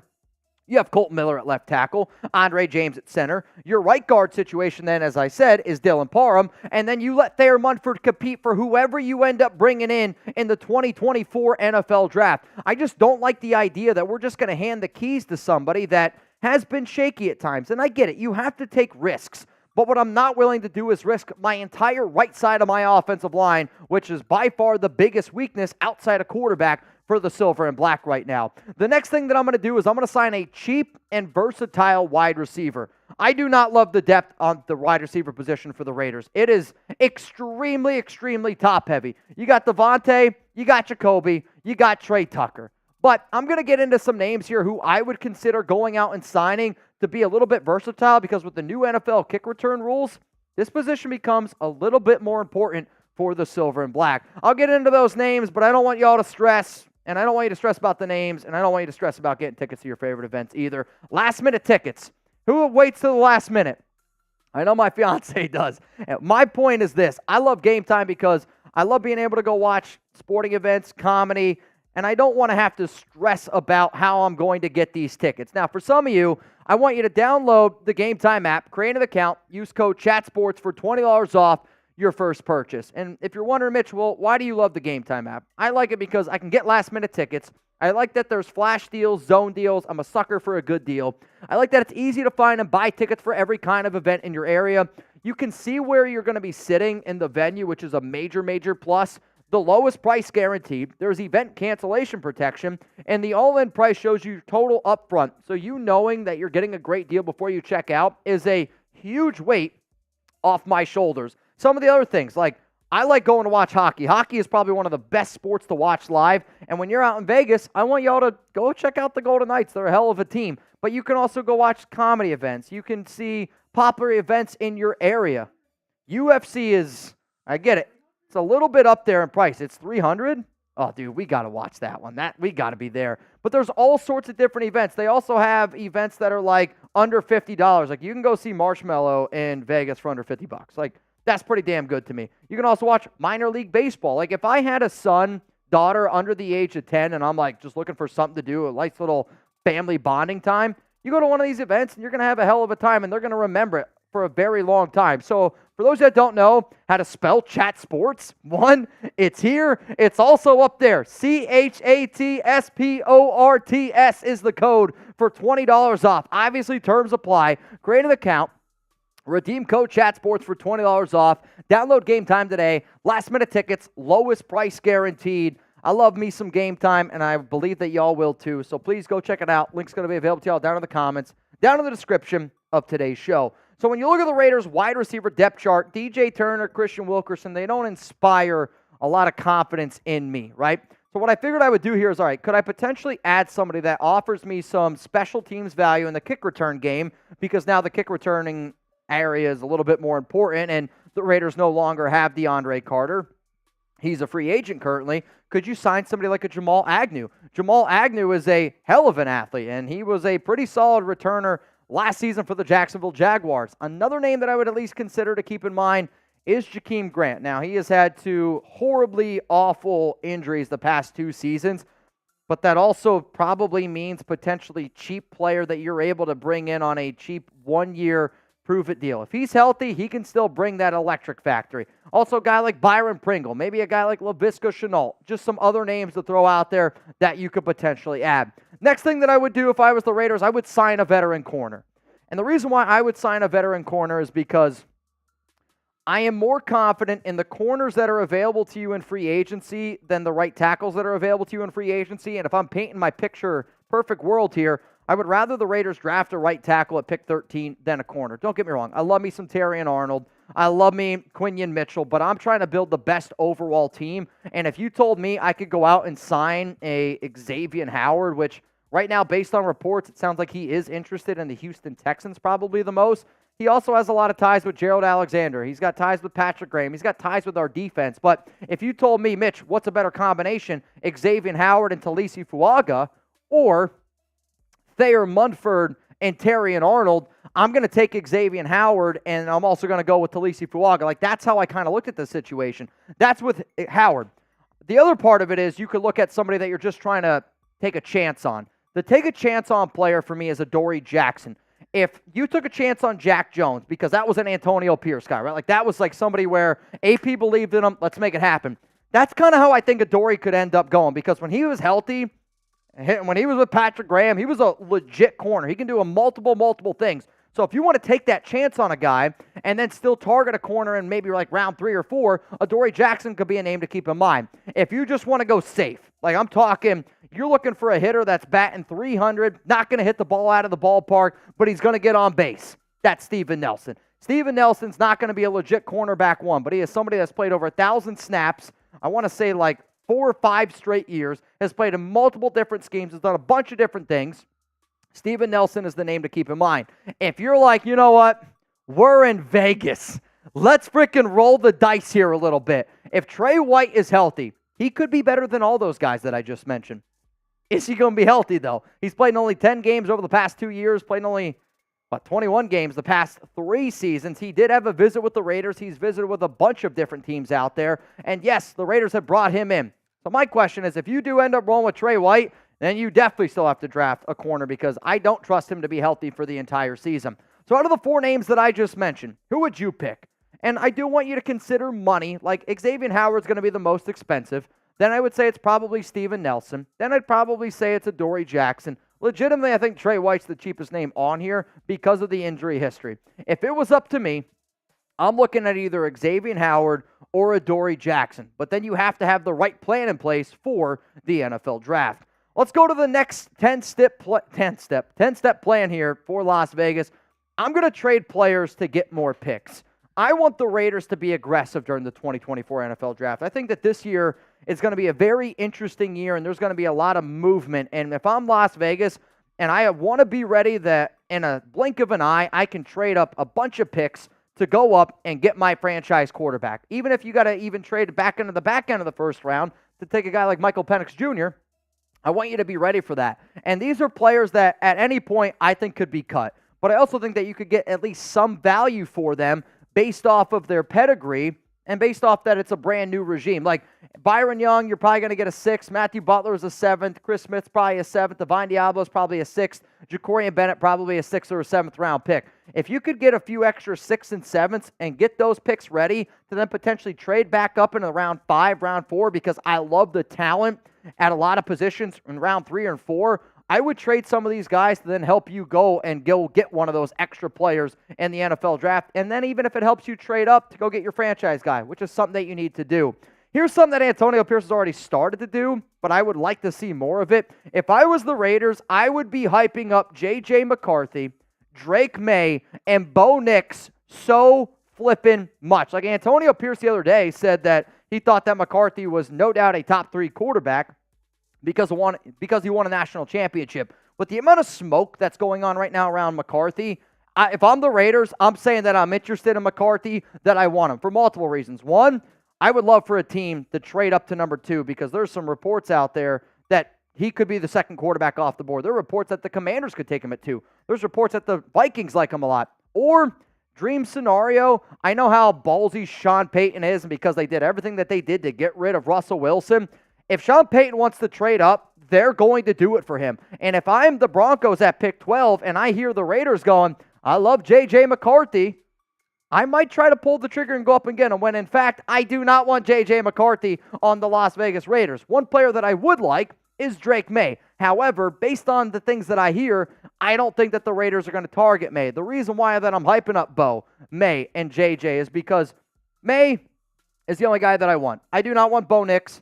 I do not want J.J. McCarthy. So if I'm the Raiders, I'm going to trade up. To me, the only person that they're going to be willing to trade up for is Jaden Daniels. And if you know that in the back of your mind, because everybody knows that the Raiders want Jaden Daniels, if I'm Las Vegas, I start hyping up other people. That way other teams think that, oh, wait, the Raiders might want this guy. I got to trade up and go get him, and then maybe Jaden Daniels falls a little bit. And then with Bo Nix, I know that there's some people that like Bo a lot more. I'm not a Bo guy. I wouldn't draft Bo in round 1 at all if I was any team in the NFL. There's at times where I watch this tape and I'm like, he shouldn't even be drafted in round 2. There's some people that are very high on him. There's other people that are not. I'm just not one of those guys. If I was the Raiders, though, there were reports that Telesco liked Bo Nix about a month ago.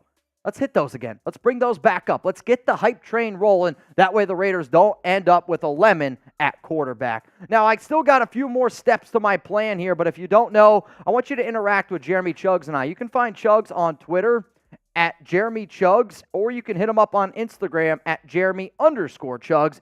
If you don't know that I'm Mitchell Renz 365, then you've just started watching the show. And if you don't know, don't be afraid to interact with both of us online. We'd love to be able to talk to you guys. Let's go to the next step here.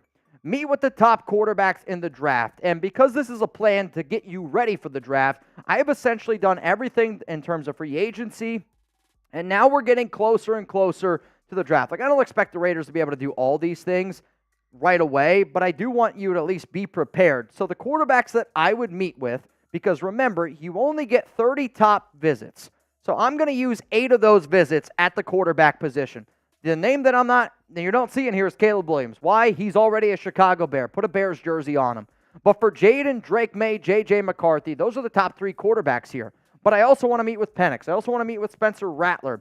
Their Raiders will meet with Jordan Travis. And then Michael Pratt is another quarterback that I've heard from people that are close to the Broncos that apparently they like him. And at the end of the day, keep your friends close, but keep your enemies closer. What I want you to do is get in the comments right now, and which quarterback are you hoping that the Raiders draft this year? And I know it's a very vague question, and I think I know where most of y'all are going to go, but are you going to trade up 3 first-round picks for Jaden Daniels? Are you going to take a Michael Penix Jr. at pick 13? Could you take potentially a Bo Nix in round 2, a Spencer Rattler in round 3, a Joe Milton in round 6, 5, 4? There's some people who think he goes even higher. Which quarterback are you hoping the Raiders draft this year? Let's go to step 9 here. Have your draft trades ready. To me, you got to be prepared. And to me, it could be as simple as NFL draft. It's happening right now. If I'm the Raiders, I'm picking up the phone and I'm calling teams about what you could potentially do. The 5 trades that I would have ready, and I'm not even kidding you when I say this, I would have these ready of, you know how I always say, here's the trade 1 idea, trade 2 idea, trade 3 idea. I would make that many trades, if not more, for what you would give up for number 2. Have it ready to go. It shouldn't be one of those things where you're on the phone thinking about it. No, have it ready. Be prepared. I want a trade to be ready to move up to 3. A trade to be ready to move up to 4. A trade back from 13, what you would be looking for. Also a trade that what it would take for you to move up to number 1. What teams are you targeting? What players are you targeting? Make yourself a blueprint, Telesco. Make yourself a blueprint, Antonio Pierce. That way, when draft day happens and there's a lot of stuff going on, you go, this is what I want. And this is how I know if I'm paying too much or not. Because if you try to come up with it on the spot, I have a feeling that you're not going to get the deal that you would originally want when you're thinking clearly. In the moment, it's going to be hectic, and I just want you to be prepared. The final thing, and this one might be unpopular, but I want the Raiders. I want Antonio Pierce, Tom Telesco. I want their entire staff to get together, and I want them to do a few mock drafts. And why is that crazy? There's some people that are going to look at that and they're like, what? Antonio Pierce, Telesco are never going to do a mock draft. Shame on them. If every single NFL head coach GM doesn't take the time out of their day to at least sit down and do a mock draft, shame on them. I don't even think that they deserve to have the job then, because what is the problem with being well prepared? It is literally like taking a practice quiz. It's literally like just getting ready to do the real flipping thing. So, yeah, it's not going to be the same. And every draft is going to be different. However, you can build the perfect draft for you, because there's sometimes I'll do a mock draft and I'm like, oh, I love that player that I got in round 1. Oh, I love that player that I got in round 2. But then I'm like, man, there's other really good value at that position in round 3, round 4, round 5. Where if you're the Raiders, do a bunch of different mock drafts. Like if I was Las Vegas, I would do a mock draft where what does my mock draft look like when I take a corner in round 1, when I take a right tackle in round 1, when I take a quarterback in round 1, when I take an edge in round 1. Do different scenarios. We need to be prepared. I am not going to fail in round 1 yet again. It can't happen. It simply can't happen. So here's my 10-step plan for the Las Vegas Raiders before the 2024 NFL Draft. And I want you to grade it for me. A, B, C, D, or F. I know this is a little bit of a different show than what I usually do, but I'd like to do this show based on the idea of if I was the one calling the shots, if I was the one, what would I do? This is what I would start to plan and put together before the 2024 NFL Draft to put the best team available out there on the field. So let me know down below. Give me an A, B, C, D, or F, and if you want to take a screenshot and put this on social media, remember, I am at Mitchell Renz 365. Jeremy is at Jeremy Chugs on Twitter and at Jeremy_Chugs on Instagram. Which quarterback are you hoping the Raiders draft this year? Are you like Jaden? Caleb Williams. Caleb Williams? That would be something. You said hope? Sure. I think my biggest fear with Jaden, even though he does paint his fingernails, so. Yep. My biggest fear legitimately with trading up all those picks for Jaden Daniels is not even a Raiders-related thing. It's a my job-related thing. It's the content, because we talk about the draft a lot. We talk about the draft a lot. Just hit play. All right. Let me know. I see Jaden Daniels. I see. I'm going to be honest. I didn't know what I was looking at for the longest time. Now I know. Yeah, there's a lot of extracurriculars going on over there. Wonder if he's got some salt on that pretzel. Yikes. Dude, I thought, first thing I thought when I looked. I saw you laughing. I thought it was the splits. Oh, dude, that would be. I'm telling you right now, if anybody out there could do a full split. And I could. All right, minus the women. Like, and how much would you pay Sam could. How much would you pay Harrison right now to do a full split? I don't think I could pay Harrison. I don't think you could. Your medical bill. Yeah, I'd have to pay the medical bill. That would be brutal. Can anybody here do a split? Because I know I can't. All right, y'all. We got 650 people here in the chat. We are 22 likes away from 500. I would like to personally get there. Woo. It's always a good number to be able to hit. Let's stop wasting time. Let's get this good race going. I was going to say, I want to get this duck race going. We got 2 more March Madness races to go. And then after that, it is time to do a little 50-50 raffle, which, Jeremy, I'm looking at right now, and we got a lot of people. Jason E.B., you in again. I see my man Sean Kennedy. And this next one should be good because both James and Matthew are in the chat today. I see Rick Hand is in, and then Anthony Green. So that means $20 Venmo right now for a chance to win $130. We're going to do that at the end of today's show, so in about 5-10 minutes. Yep. First one up, James Guevara, Matthew Yoakum, and then the last race in our March Madness bracket for today, in the last race in the round of 32, Alfredo Ramirez and Noah Garcia. Mitch, are you ready for this race between Matthew Yoakum and James Guevara? Dude. Let me know who you got. MY for Matthew Yoakum, JG for James Guevara. Let me know who you got. Ryan Decker. It's the Tawanda guy. Tawanda, PA. Shout out to y'all. Who you guys roll with, Yoakum or Guevara? I mean, I love this because both are in the chat. Yoakum has been hyping it up right now. Matthew Yoakum is voting for himself. Shocking. Very, very shocking. All right, here we go. This is a big race. Winner advances to the Sweet 16. Though, I don't know if I've seen Guevara. He was in the chat. Guevara was here earlier. Yeah, Guevara was here earlier, though. I don't see him now. Here we go, though. We got to run it. These horses are getting tired and anxious. 3, 2, 1. Here we go. Oh, dude, this is a hell of a start here.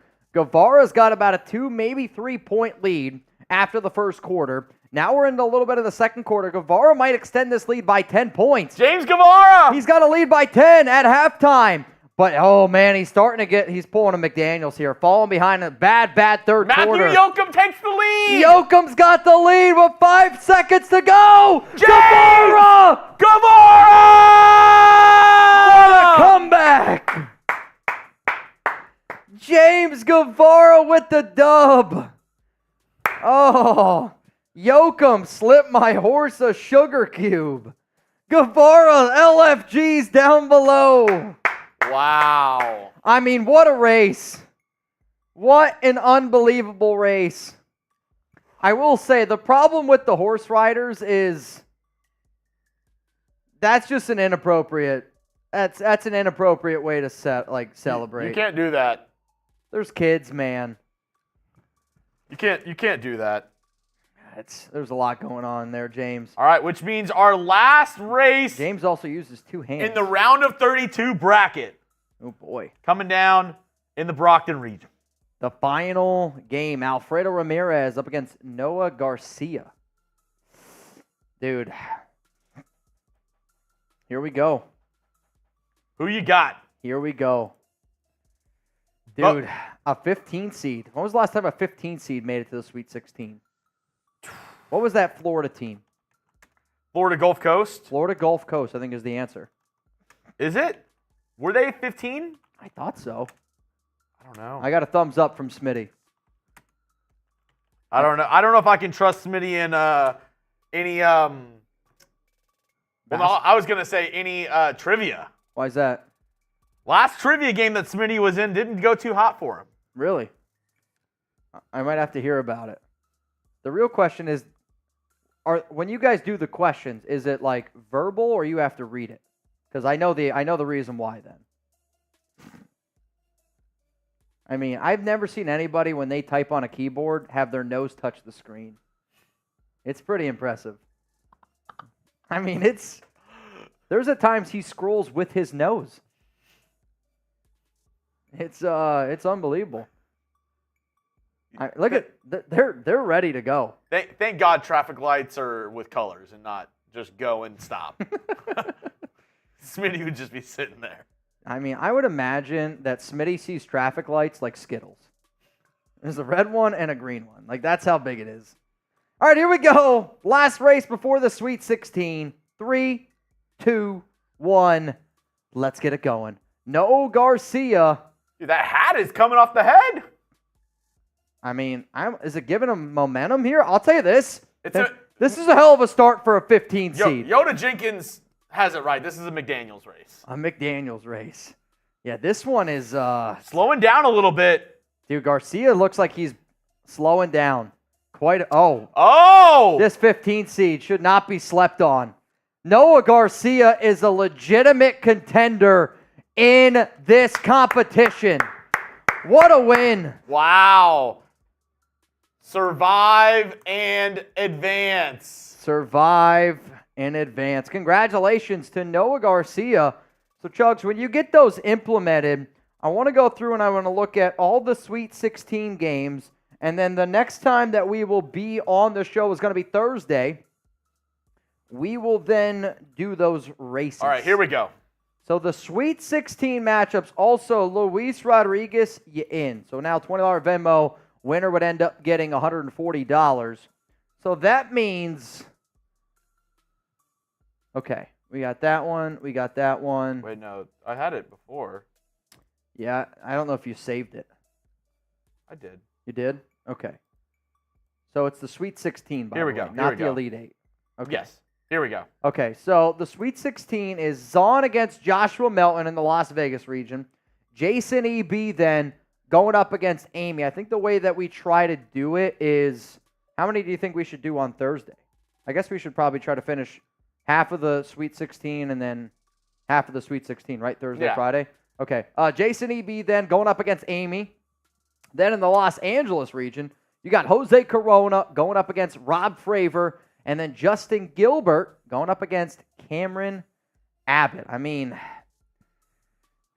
dude, Justin Gilbert, if he can beat Cameron Abbott and advance to the Elite 8, that is a major upset. The Oakland region is where this could get funky. You got Patrick B., Mount Raidermore going up against Troy Williams, the 12 seed. And then Rodolfo Kemp and Miggy Camacho. That's going to be a hell of a race. So far, that one might be one of my favorites. Then in the Brockton region, you got the 9 seed Lori Sandoval up against the retired man, PG 2869. Then James Guevara in a huge race that he just won up against Noah Garcia, the 15 seed. Coming off a beatdown. Yeah. I mean, that's 2 really good races for Noah. I mean, took care of business against the 2 seed, which, who was the 2 seed he beat? Rebel, I believe. I believe so. Took down Rebel, then just won in a very commanding fashion.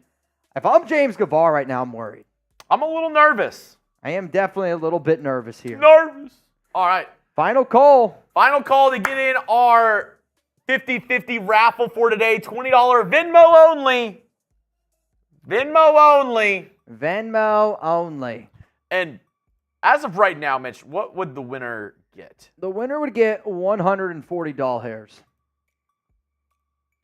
You should. $140 goes to the winner. $20 Venmo for a chance to get in. For a chance to get in. I don't know any of that. What? There's weird conversations going on in the chat right now. Shout out to Yoda Jenkins, Sienna. I see Matthew, Rebel, Isaac, Ron Raspberry for keeping this thing rolling. Goo lagoo. Goo lagoo. I'm going to Paradise- final refresh. I don't see anything. So, Jeremy, Paradise of Bikini Bottom. I am going to send you the list of names to TV. And here we go. All right, all the names have been sent to Jeremy. So if you're going to get in, this is literally your final chance. If you're gonna spew, Justin Gilbert wants another spot. spew into this. So now 20 to get in. Winner would get 150. Winner now gets 150.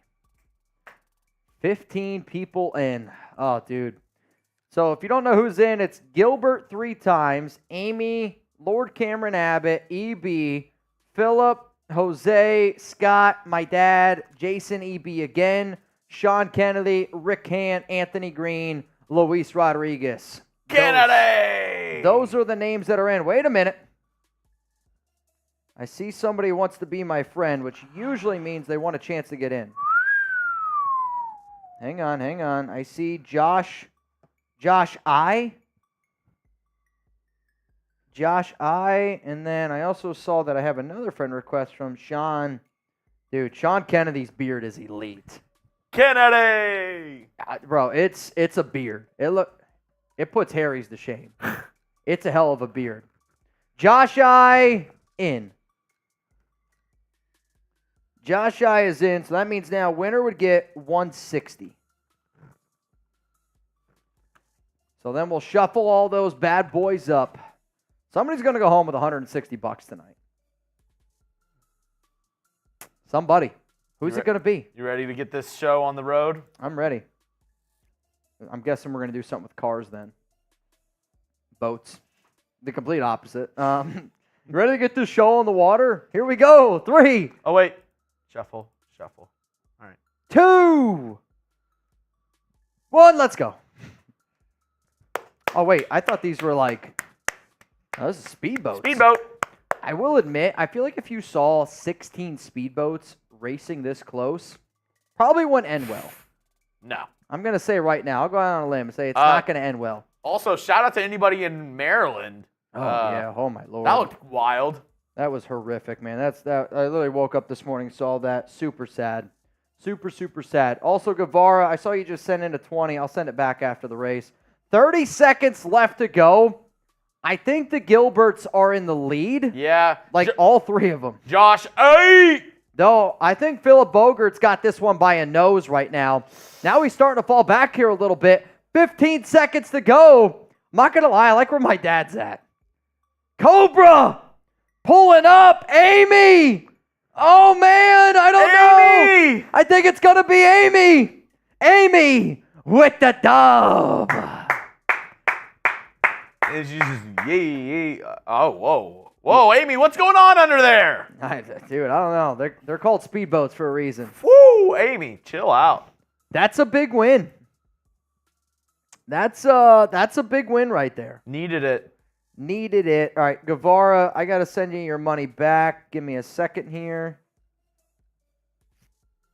Congrats. My bad. My bad. Let's go, Amy. Let's rock. Also, if anybody cares, Philip Bogart did come in last place. Butthole pick. Nice little butthole pick. Don't worry, you'll get that soon. Congratulations to Amy. Yeah, Guevara, that's on me. I just sent it back to you, man. Oh, Amy, please confirm that you got it. All right. Coming up here on the show is I'm leaving. So I was just about to say, we don't have any more segments, so I don't know where you're going. Coming up next here on the Raiders Report, Jeremy and I head home and get dinner and take our dogs out for a walk. But remember, we are in a sub-battle against our 49ers channel this week. I don't like to lose in anything that I do. I love to win, but I hate losing even more. So, Nation, don't stop me now. I'm having such a good time. Don't let me down, but also don't let yourselves down. I'm not losing to the 49ers channel. Don't stop me now. Next time that you guys see me is going to be on Thursday, 4 p.m. Eastern Time. Just give me a call. Don't stop me. I'm having a good time. 1 p.m. Eastern Don't Time. stop because I'm having a good time. We will get into our Sweet 16 races in Las Vegas and in Los Angeles. So from me, I'm a rocket ship going on a fall. And from Rocket Man, have a good night. Defying the laws of gravity.